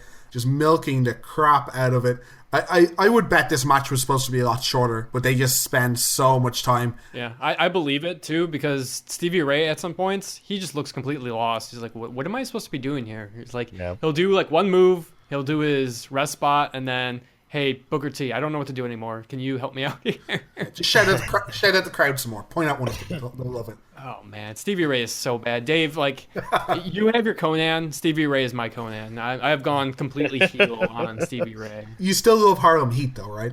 Still love them, though. Yeah, you still love Harlem Heat. Booker is so good. Yeah, Booker is so good, he's his own tag team. I wanted to ask you guys, do you think this is a completely fucked up ending? The double throw? No, I think it's a fake out ending. I think it's supposed to have the crowd believing that the good guys are going to win just to dash their hopes at the last second. But it happened so fast that I'm like, were you actually meant to hit him, or did you just mess up and then you're like, fuck, better do it again? Well, I would argue, why would both of them have sand or whatever it is, salt or sand in their It's hand. White powder. Come on. We have to bring it that it's white powder. Well, yeah, of course the heels win with some shenanigans. Yeah, I kind of think it's weird that the heels win. Again, spoilers for the future matches. That's 5 heel wins in a row in this card. So Benoit's technically the heel, though I think both of them are the heel. Harlem Heat take this one home. Again, bit of a spoilers for the next ones we're going to go through, but there are heel winners in the next 3 matches.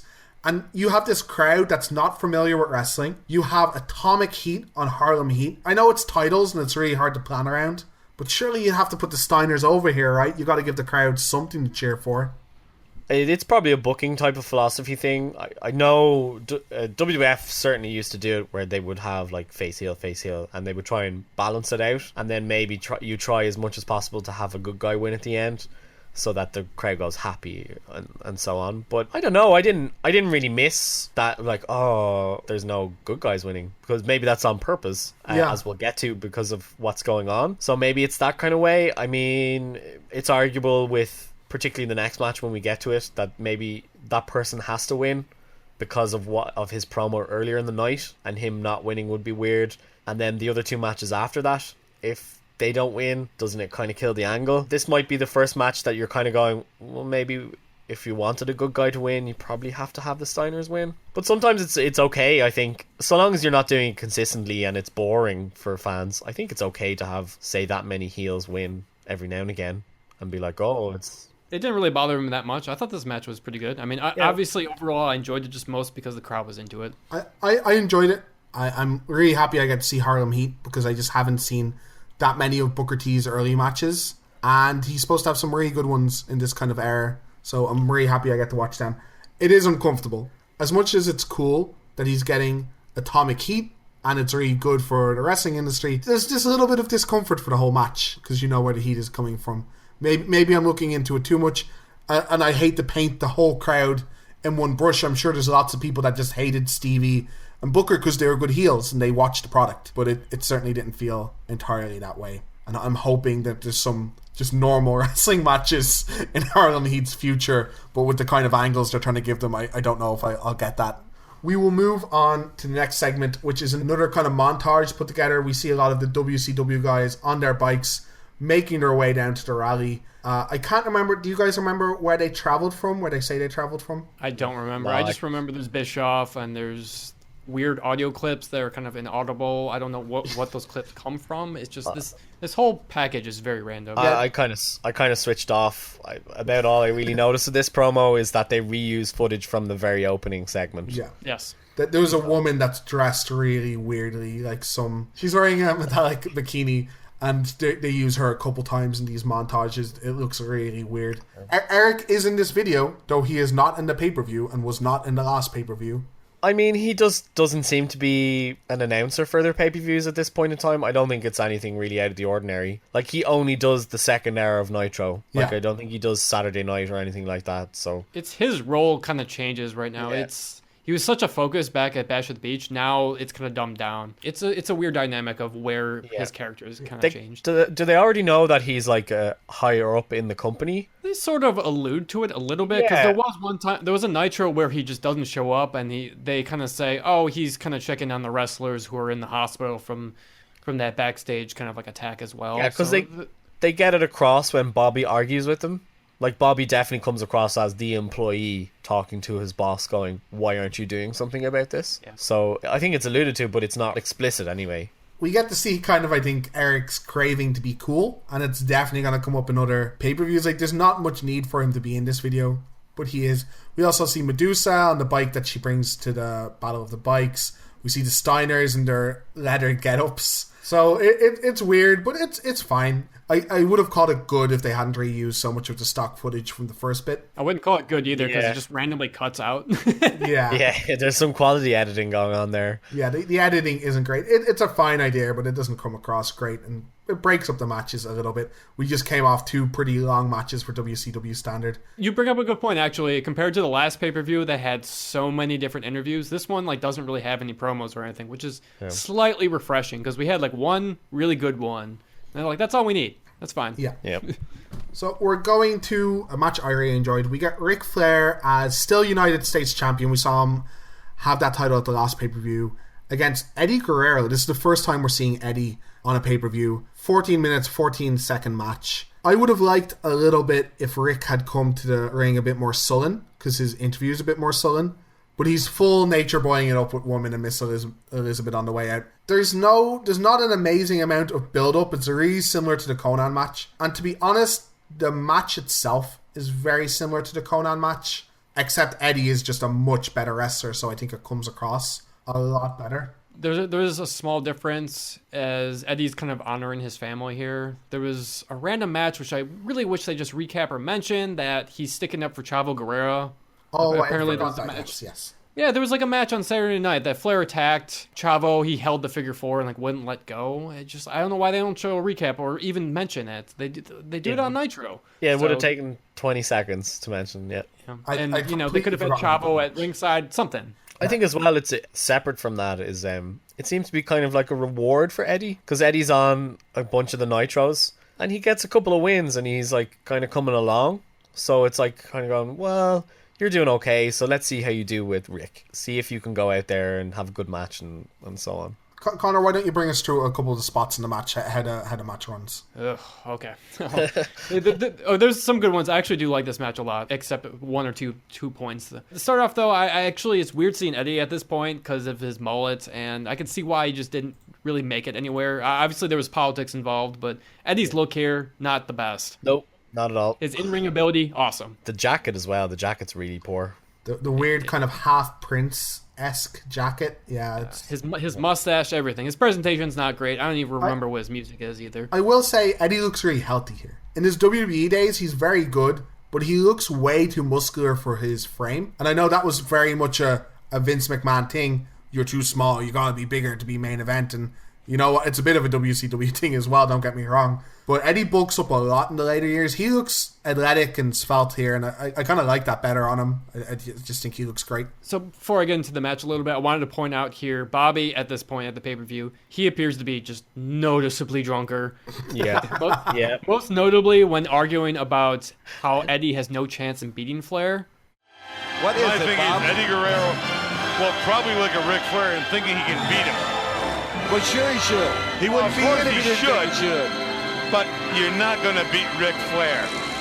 Eddie Guerrero's not in the same I disagree with you. I think stature of Ric Flair because Ric Flair is mentally sharper than Eddie Guerrero. All right. I like the awkward pause from Tony. He just doesn't know how to respond to what Bobby's just like. Oh, he's slurring so badly. It's hilarious. You've reminded me that he has a wonderful interplay with Dusty, because when Woman comes out earlier with Chris, Bobby's like, oh, look at the gams on her. And then during this match, he says it again. He's like, man, look at those gams. And Dusty goes, hams? I love them hams. Like, no, Dusty, we're not talking about food right now.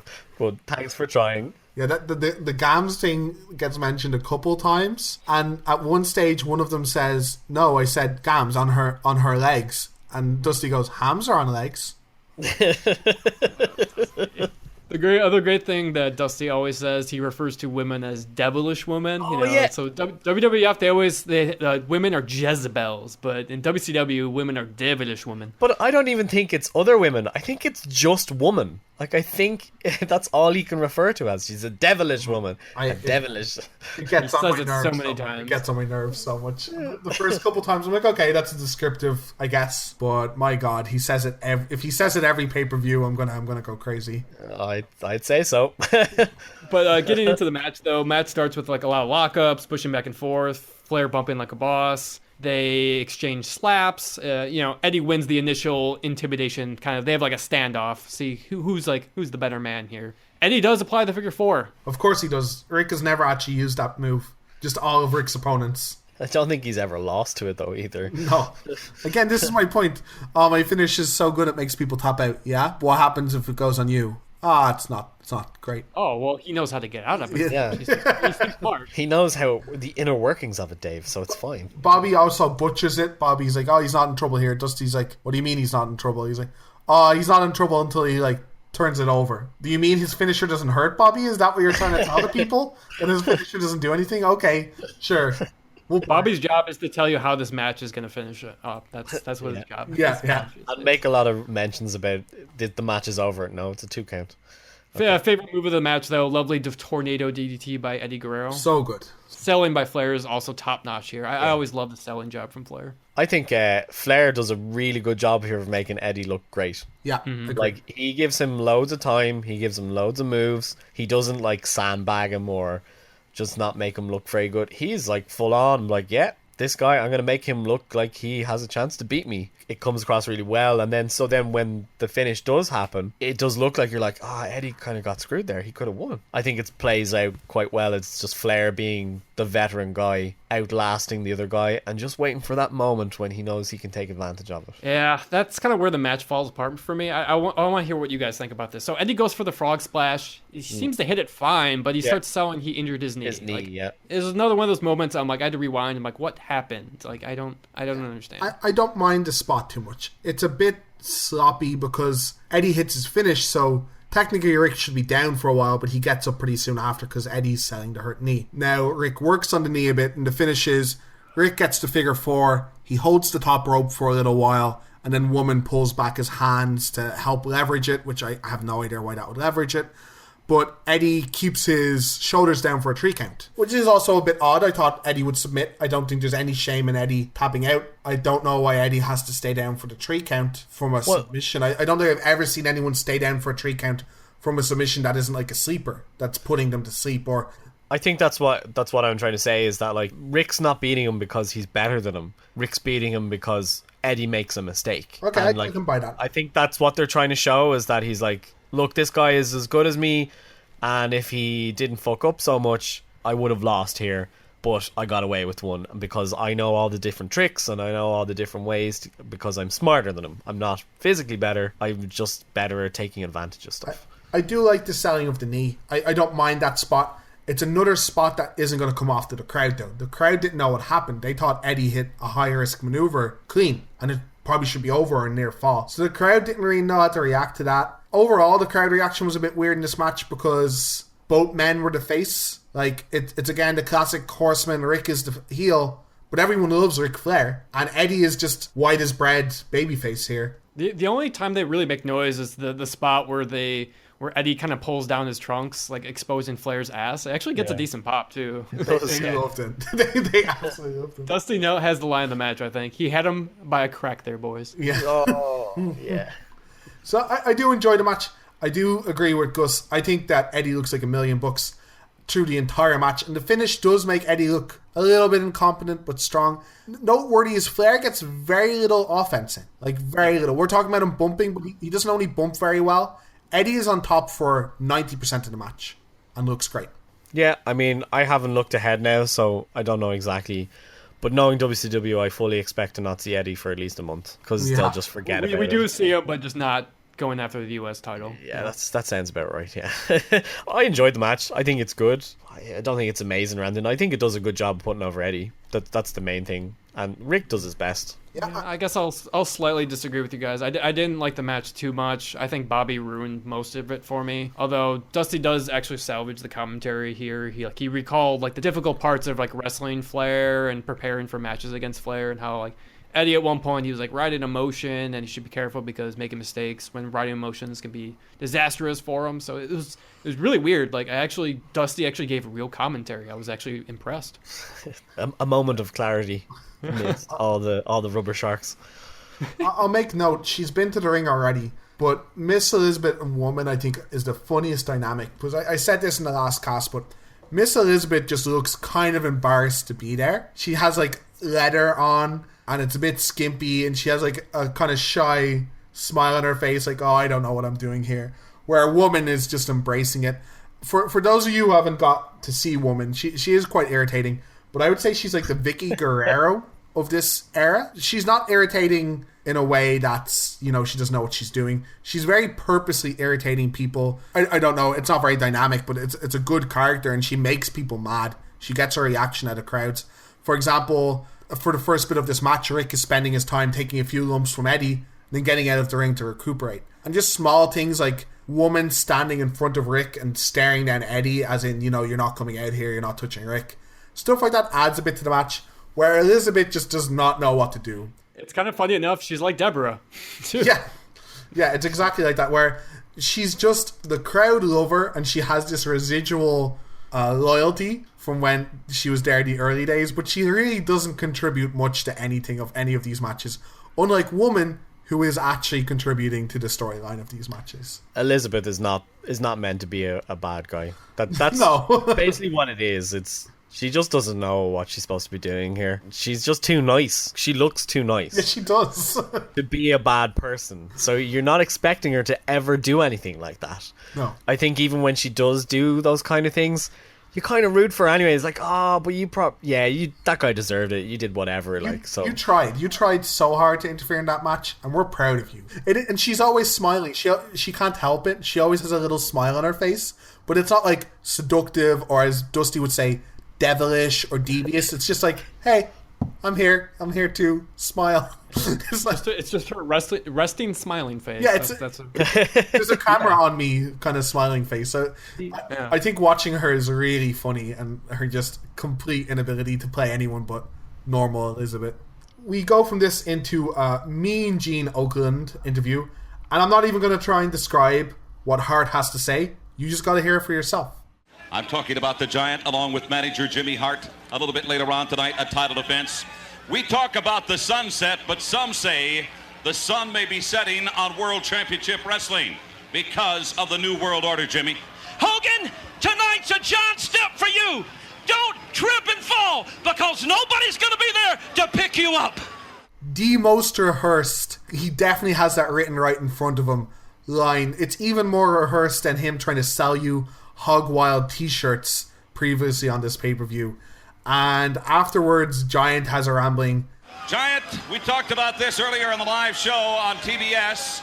You're going to be facing Hulk Hogan. Here's a man that you idolize. What is going through your mind as we speak at this hour? What's going through my mind right now is a long history of betrayal. When I was a kid, I was by far the biggest Hulk Hogan fan in the world. And I saw your true colors way before the rest of the world did. When you came out on Nitro and you told the kids and the fans of the world to stick it, you reminded me of the pain you caused me. Well, believe me, Hogan, tonight in Sturgis, I'm going to be the one to stick it. I'm going to stick my hand right around your neck. I'm going to squeeze it till your eyes pop, and I'm going to drive your neck right through the ring. Hogan, ashes to ashes and dust to dust. Tonight, I lay the Hulkster to rest.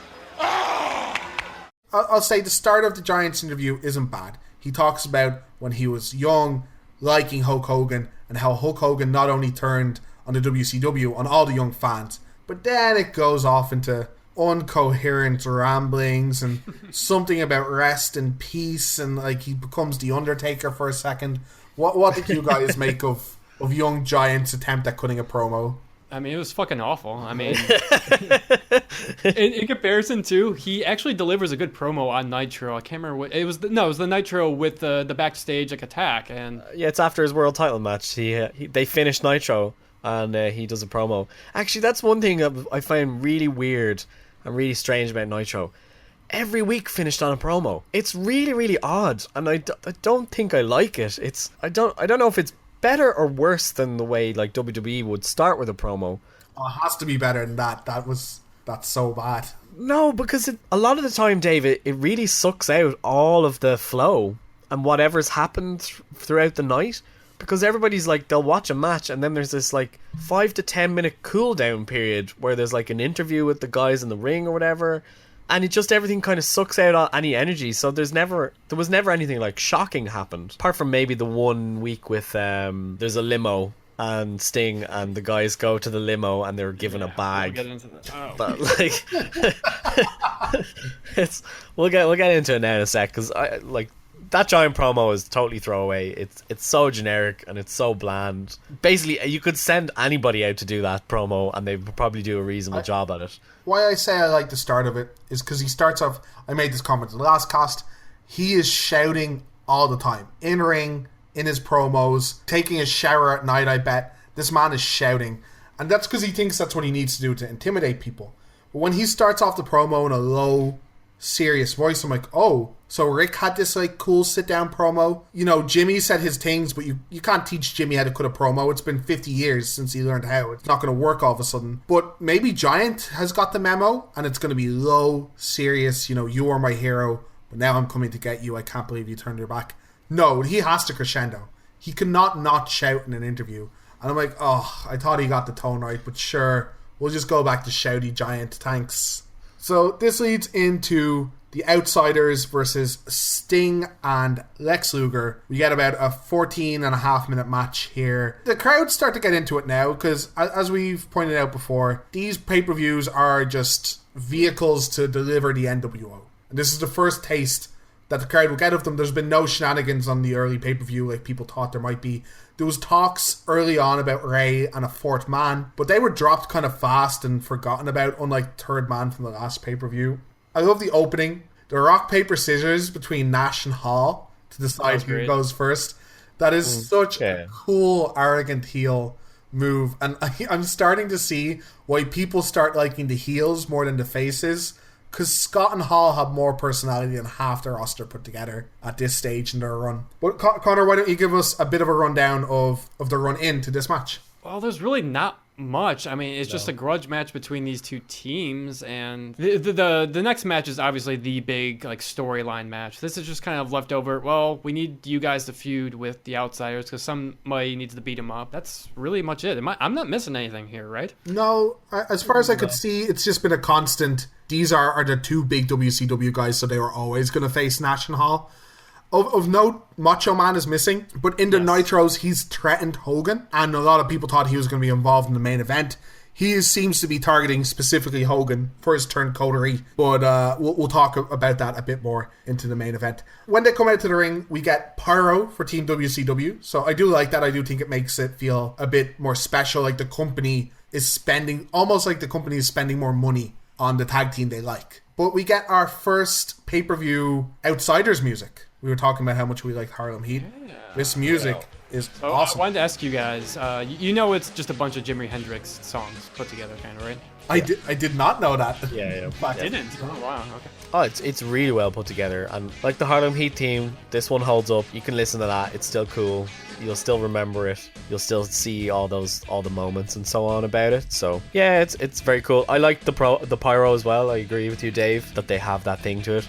One thing I wanted to say when you were mentioning that the crowd is getting more into it, not only are they bigger guys, Dave, Sting and Luger have been wrestling legitimately now for at least 15 years. They've been big dudes in WCW for a very long time. Lex has his short kind of ill-advised run in WWF where they tried to make him into the next Hogan, so he was treated like a really big deal there. When it didn't work, he came back. So this is like, these are two of the biggest guys in WCW's history right now, and they're wrestling off. So it really does pay off that this is a big deal. They're not just wrestling two mooks like to take over the company. They're wrestling the best that WCW has to offer, as they say, minus maybe Macho, which I don't get why he's not there. Even if he says he's going to threaten Hogan, it just doesn't feel right for him not to show up, even to be in their corner, because as we'll find out when we discuss the match, like it's kind of a thing that happens.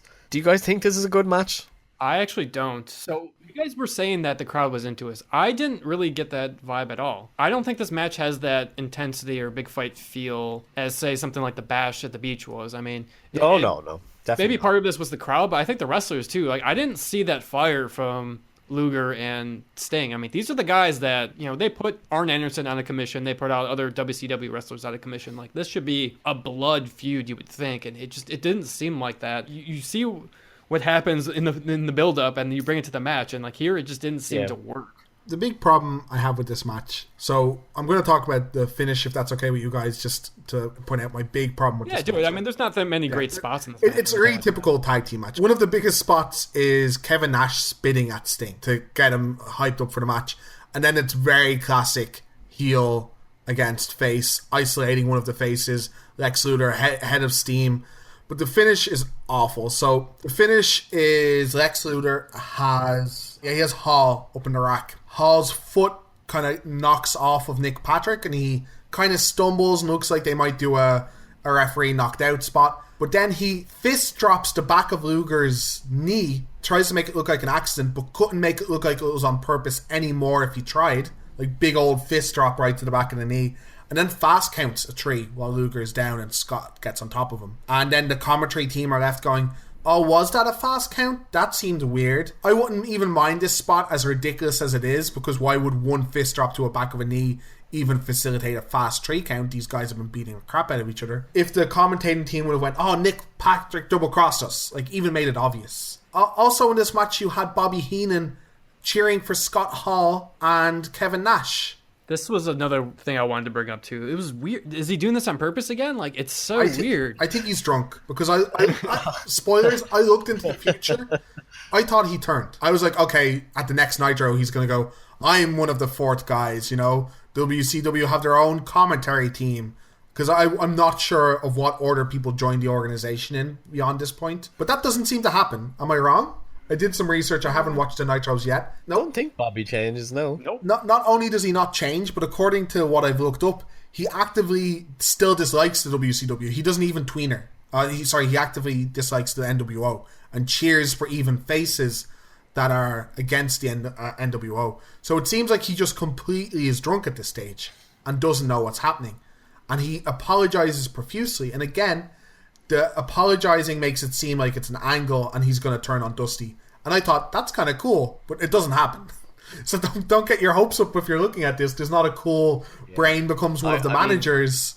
To explain the finish a little bit, this is the start of an angle. This won't be the last time you see Nick Patrick like this. I won't go too much into it if you don't want it to be entirely spoiled on you. That is to start something. Yeah. But it's still really, really bad. Yeah, it's done poorly. They could have done a lot of things with it. They could have just had a normal fast count. They don't have to have Nick hit him. Because it's not just the way Nick gets hit and then he does like a proper Wile E. Coyote kind of like stumble around the ring. He's like, my eye. Like, there's no way that you did that much. The only like ref job I've seen worse than that is the referee from Houston, who somehow passes out for 15 minutes at a WrestleMania. Yeah. It's the greatest ref sell job I've ever seen. Yeah, it's a really poor ending. Like, the match is fine, just ruins what's going on, and it kind of cheapens the outsiders. Like, they're supposed to be like big dudes and like badasses. A big deal, and that's how you win. My main problem is it's not a well done ending, because I don't mind the outsiders again cheating. They're the bad guys, but it's not even a cool badass cheat. It's not even just like, what's that over there, ref? Kick the guy. Flair does it in a match. He just absolutely punts Guerrero in the nether regions in the middle of the match when the ref isn't looking. It's not even something kind of cool like that. It's Nick Patrick fist drops Lex Luthor into the back of the knee in the most unconvincing stumble I've ever seen in my life. I think you're right, Gus. I think it cheapens what was a fine match that needed a big heat finish. Conor, what are your thoughts on the finish? Yeah, you've kind of convinced me too, because I thought it was okay just because we're introducing this storyline of a crooked ref and how NWO is kind of taking over in different realms of WCW, because they've had the segments going in the production truck and stuff like that. So they're finding different ways to invade WCW, and this is kind of like another way. And crooked refs are kind of like a real thing too in sports as well. So it's, outsiders, they just kind of get lost in the shuffle here. This pay-per-view is about Hogan. That's all it is. It's weird, again, just seeing nobody at ringside for WCW. It doesn't really feel like these two companies are feuding or anything. Like, outsiders just come out in their black and red for some reason. I don't know why they're not wearing black and white. Nobody attacks them backstage or anything like that. Like, these guys have nuclear heat right now in the company. Like, they should not be allowed to walk in just regularly in and out. Like, they should be coming in from the crowd. This is probably the wrong pay-per-view to do that kind of thing, but minor thing. But I hated this match. The ending really takes it down. Like, there's some fine wrestling in there, but it's still not as bad as something else though.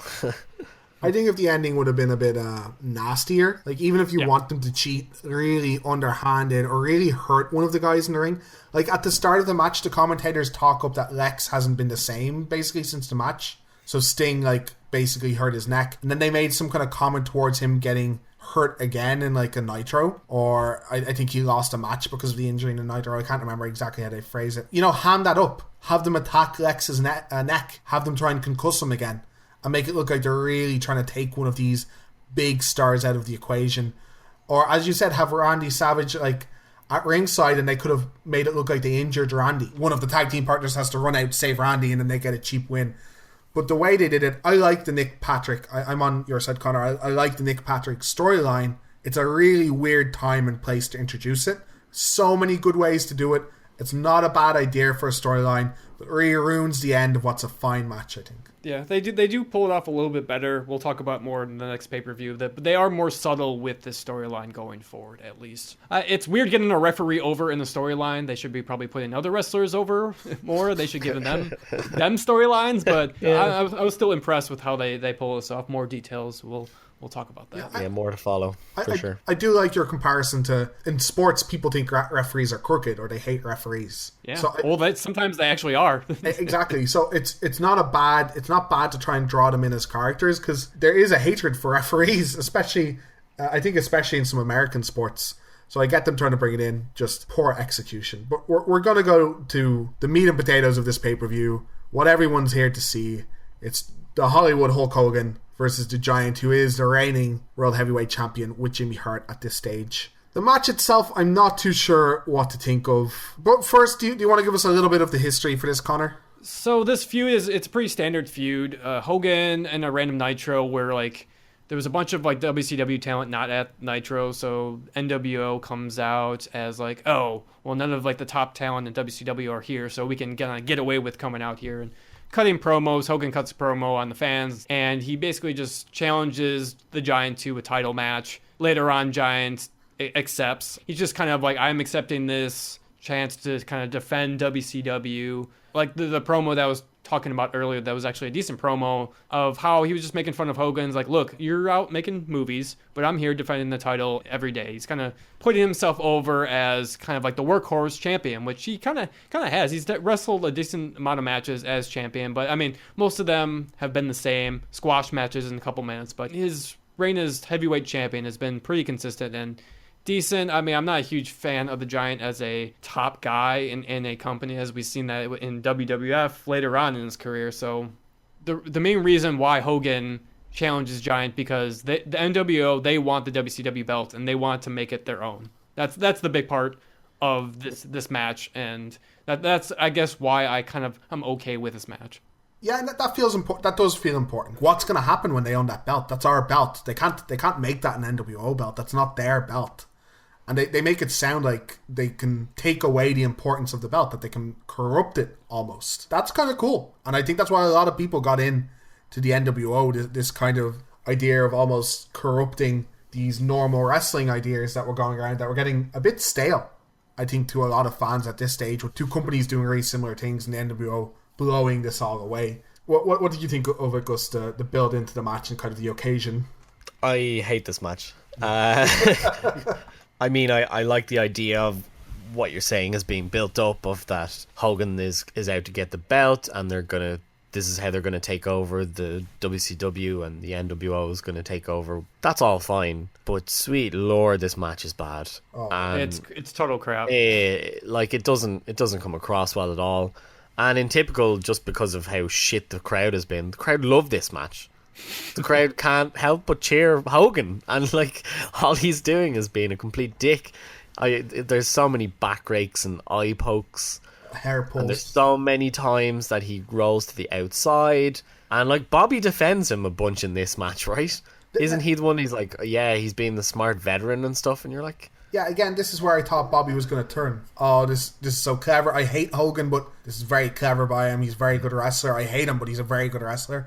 Like, yeah, Bobby's going to turn at the end of this pay-per-view, right? Yeah, it's just kind of weird, and I will say I'm glad that Hogan he upped his attire game, because on the Nitros he looks like one of the silliest B-movie villains you can come across. Like, he's wearing all black, but it's like black spandex, and he has black cowboy boots that are way too big for him. He just looks completely ridiculous, whereas like the black with the lightning going down his boots and his gear is kind of cool. Probably one of the few times I've seen him like take off his do-rag without somebody forcefully taking it off him, which I found kind of interesting. Like, he didn't mind showing off that his hair's got completely receding and going where it's the way it's going. So the whole match is The start of it, Hogan is just stalling. He's rolling out. He's doing his... This makes no sense. I don't mind stalling in the rolling out of the ring. But Ric Flair has done it previously. And also he does the, I'm not going to wrestle this big guy. I'm going to walk to the back.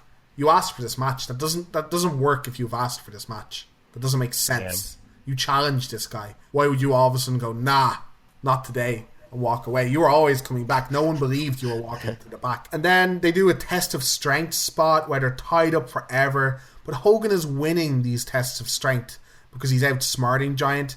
But even if you're outsmarting Giant, you've built him at this guy that can beat people in 2 moves. He's beating the rest of your roster in 2 moves.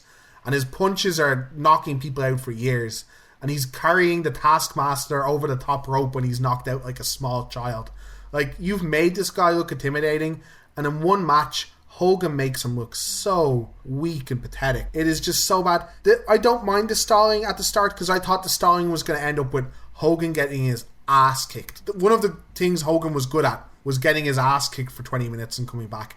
And I thought he was going to do that, but with heel heat at the end instead. Instead, Hogan just looks like he's a better wrestler. He's smarter. He's more over with the fans. He never looks in trouble in the match. I don't get it. The thing that didn't make sense to me in the match, Gus, you brought up the back rakes, but Hogan's wearing gloves now. Like, what is this back rakes with the gloves? Oh, that's going to hurt him. He doesn't do it once. He does it like 3 different times. It was like, come on. I never got people selling the back rake personally. Like, these are really tough guys that are getting punched in the face for 30 minutes. Someone scratching your back, okay, I guess that's a thing. But at least I can somewhat believe, like, ooh, that's kind of smart. Those long nails, okay, but gloves, that's where I draw. I'm out. At least it makes sense for his personality this time. Also, I've noticed his moveset has barely changed, besides the hair pulls. So in the test of strength, every time that Giant was close to winning the test of strength, Hogan would pull his hair and Giant would hit the deck. And that's the most heelish thing he did. Every other move was just the same as his face moves. It proves Bobby Heenan right. Hulk Hogan has never been a face. He's always been a heel doing really heelish moves in the ring. You just cheer for it because he's doing it to bad guys this entire time. One thing I hate is I thought this match was also going to be really similar to the WrestleMania 3 match between Andre, which is not a classic, but has decent psychology, where I didn't think that Giant was going to leave his feet until like the very end, until he gets knocked out by a title shot or something. Yeah, and Dave, they've been booking that psychology for months and months. That a lot of times Giant does not leave his feet. If he gets knocked like over, he gets like knocked to the outside, but he always lands on his feet. So they have been playing that up for a while now. Yeah, and the last time we saw him, he was annihilating Arn and Benoit basically single-handedly and never leaving his feet. Arn was in the ring with him for 2 seconds and couldn't survive. Now you have Hulk outpowering him, putting him to the deck within a couple of minutes of the match you're wrestling. There's no big build-up. There's no Hulk trying to slam him. I'm not saying making it Andre Hulk 2 would have been original, but it would have been at least kind of exciting. Yeah, so Dave, it's funny that you bring up Andre 2. Did you guys notice that Bobby and Dusty actually call him Andre at points? Yeah, they do. Yeah. They say it a couple of times. They do say that he's meant to be like the son of him originally when he shows up, so... You can understand. That's why he's called the Giant and everything, but yeah, it's... So, you take your best young spectacle. He's not your best young wrestler, but he's one of your best young draws, I would imagine, and you completely bury him. This isn't like this he gets destroyed, but this is a real dragging of his character through the mud. And the finish is a typical NWO, lots of ref distractions, both the other members coming in. Giant deals with the other 2 members pretty handily, at least. I like that he just kind of throws them around. I have no idea why there's not a disqualification. This irks me. Like, the ref sees them attacking him and he's like, that'll play. That's fine. And then Hulk hits him with the title and it's 1, 2, 3 from there. Not only hits him with the title, he puts him out of commission. Like God, yeah. I'm glad you pointed that out, Conor, because he is out cold apparently from that belt shot with how long it goes on for. There's a promo for about 15 minutes after that with the whole build up. Doesn't move an inch. Doesn't roll around, doesn't moan, doesn't go to the outside and hold his head. I had to check if he was still breathing and if Giant was replaced with another big individual after this match, because that is exceptional selling. Maybe that's a conspiracy theory you should look into, Dave. Yeah, that Paul White was replaced. After his initial run, Hulk Hogan murdered a young man, and they just had to wait for another very tall athlete to want to wrestle. The Booty Man comes out to the ring with a cake and a spray can all wrapped up for Hulk Hogan. It's Hulk's birthday. And Hulk cuts a promo telling us that, one, he tells us, let me tell you something, literally a million times. He says it a lot, something, but let me tell you something, Ric Flair must have been said at least 20 times at this point. He says, Rick, I found your weakness. You got a best friend. That's not what the NWO is about. We're about business. Let me show you. And he beats up Booty Man, who he's built up as his best friend in the industry.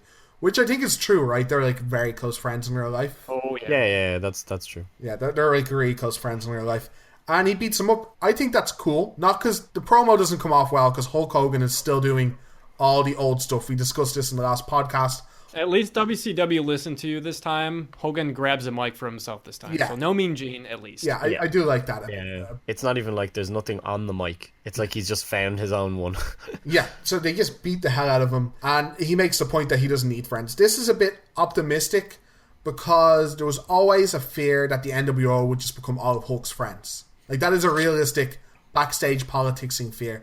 Now, it does develop into stuff like that where it's almost like gym class. The popular kids got picked for the NWO and some of the unpopular kids did not. But I think there's a bit of a genuine fear that it's just going to be Gene Okerlund in a couple months and the Booty Man and the Nasty Boys, and that would be the NWO, just all his pals. But this is a sign that maybe it's not going to be, and maybe the storylines are going to be considered a bit better, and it's going to be important members turning into the NWO, not just cohorts of Hogans. What do you guys think? Spoiler alert, we're going to see Ed Leslie in the NWO. Yeah. After all this.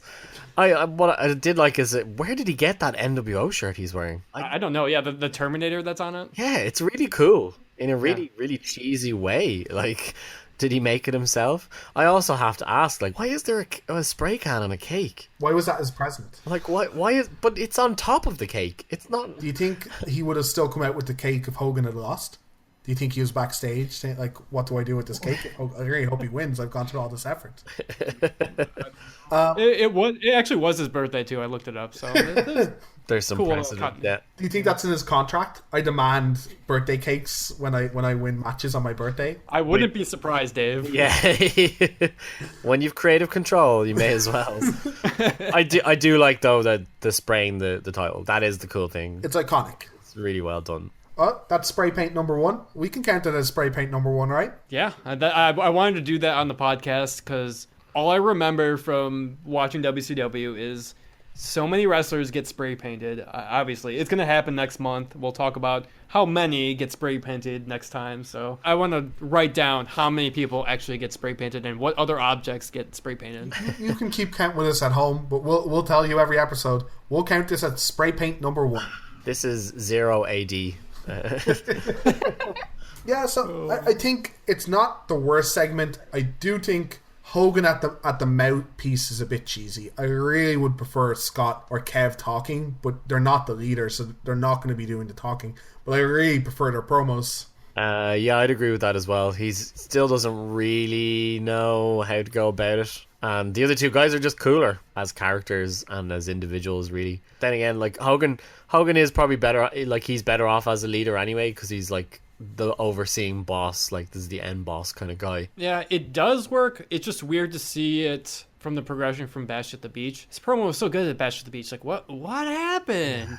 It's hard to unlearn everything, right? Like, this is years of. I know from listening to interviews with Kevin and Scott when they did the original black and white promos. The very first time they did it, they were like, okay, so we're going to do it in this very specific way and it's going to be cool and hip. And Hogan just did his say your prayers, eat your vitamins style promo, and they're like, oh, we're dead in the water if this goes out. And that's why the promos are jump cuts and they're all over the place. So to kind of rip his promo apart so that it doesn't come across like that anymore. Yeah, I think he's having a trouble transitioning fully. I think he gets better. If I remember some of the stuff later on, they get better. But then again, I've seen a lot of it in highlight packages.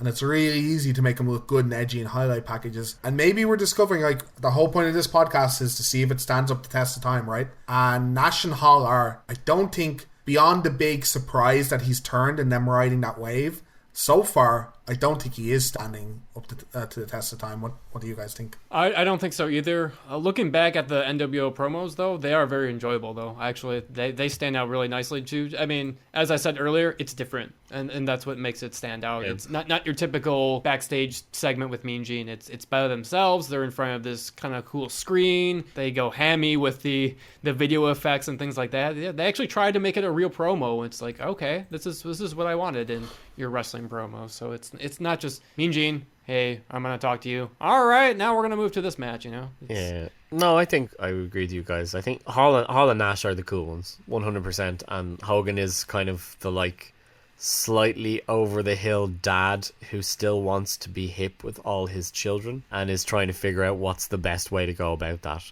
And I mean, that's fair enough. Like, this is a guy who's been on top of wrestling companies for close to 20 years by this point. If he doesn't figure this out, he's essentially done as a big act, so he's trying whatever he can. I'm sure as we go along we'll probably see his ego creep into it more and more again, but I'm less impressed with him than I probably thought I would be. But the group as a whole, I think the storyline itself is going quite well. Hogan hopefully is going to develop, as we said, we'll see, but he is still getting to ride the wave of people are still shocked that I'm a heel. Like, this crowd is still cheering him, and I don't think we've transitioned to the era where NWO is cool and basically tweeners. They're never pure heels a couple months down the line, maybe even sooner, but people still don't know anything but cheer Hulk Hogan. Like, the outsiders don't get cheered. Sting and Lex get cheered. It's also something to say about the personality of the Giant. People just don't know any better and are still shocked by heel Hogan, I think, and that goes a long way. Technically, Giant is a heel as well, so I think it's the crowd too for this time as well. Because the Nitro with the promo I'm talking about, he actually did get a lot of cheers, and he was basically doing a babyface promo on that Nitro. So it just fell flat. They just didn't expect it, because I mean, he was doing the Hulk up, so I think they were expecting him to get this giant pop. No pun intended. Well, we'll say there's a sign off by Bobby and the rest. Bobby doesn't really get to talk, and this might be another indicator that he's quite drunk. Dusty and Tony are quite solemn at the end, and they do a really good job of making WCW sound divided, because they point out where were WCW? Why did no one help Giant? So they do point out that there's a bit of a divide. NWO standing strong. WCW need to figure out their shit. As they go off, Bobby says, wait a second, and tries to talk, and they just cut him off, and the show ends, and it goes to another montage of bikes, which is amazing. Bobby's like, wait a second, and it's just gone. Final closing thoughts on the pay-per-view. Gus, did you like it? And after this pay-per-view, whose side are you on? Going through it, I'm not. There's so many. The matches are just kind of throwaway. They're not objectively bad, but the crowd is so shit bad throughout the pay-per-view, and so many of the matches don't really mean anything going forward. I'm sure whenever we get to the next Hog Wild next year, we're going to have the same issue. I have to assume that it's going to be just as bad. It's like, this shouldn't be a pay-per-view. It should not be in this place. It's not for wrestling. It's really not a good pay-per-view. Like, the wrestling is decent at best, but I would not go out of my way to see any of this. Even the Benoit Malenko one, which I did enjoy, and you guys didn't. There's better matches that they've done individually or even together in better environments, so just watch them instead. It's a thumbs down. I'm still with the NWO though, because they showed good solidarity. They won their matches. They held up their end of the bargain. They continued to tease that they have more members and that there's more to come. There's a lot of momentum with those guys going, and I'm going to be interested to watch the Nitros in between this next pay-per-view, because there's a lot they can do with the storyline of, like, how are they going to come together? How are they going to try to get something back on the NWO? Because if they don't, they're just going to start to get a bit steamrolled, as it were. It's a solid one for plotline, but man, the rest of it's awful. Okay, how about you, Conor? Your enjoyment of the pay-per-view, and whose side are you on now? This pay-per-view really let me down. I thought the build-up from the Nitros going into the pay-per-view was great. I was so into this threat of the NWO. It crescendoed nicely, and I just didn't feel that threat at Hog Wild. And all of WCW just kind of looks like fools right now. So I would definitely be on NWO side right now. It's just they seem cool. They gave us a swerve at the end. I actually wasn't sure what the swerve was going to be, because I thought maybe Ed Leslie would join the group, because unfortunately I do know he joins the group at some point. So not as the Booty Man though. So No. if I had to give a rating, if we're gonna go back to the rating scale, 4 out of 10 maybe. I think that might be generous. And the crowd, they fucking ruined it. The setting ruined it. Being outside, crooked ref was decent, and I was not expecting that to be coming out of nowhere here. So, but yeah, and NWO spray paint on the belt, making their own cool storyline element. Other than that, hated this pay-per-view. Yeah, it's hard to find too many positives, I think, in the end. There's a lot of people and teams I like that we get to see for a first time. Big fan of Harlem Heat. Gonna love watching more of them. Big Eddie Guerrero fan. Gonna love seeing more of him as well. But besides that, I think the booking's just a little bit all over the place. Even if you want to keep all the finishes the same, the way the card is even divided a bit that way. The Outsiders match was almost good enough, but then didn't have the Outsiders look strong. I would not ever recommend watching that Hulk Hogan match. So I think at the end of this one, I'm on no one's side. Can I be on the Outsiders side, but not Hulk Hogan? I guess I'm going to have to go with NWO in that case, along with you guys. Let's hope that Team WCW makes more of a fight of it. That's all we have for this episode. Guys, thank you so much for joining us on our WCW NWO journey here. You can always catch episodes of the podcast on SoundCloud, Google Play, and iTunes. Also, join us on social media on Twitter. It's WCW versus NWO Podcast, and the same on Facebook. Thanks for joining us, and a goodbye from me, Fergus, and Conor. Join us next time, where Sting meets his long-lost twin. See you next time.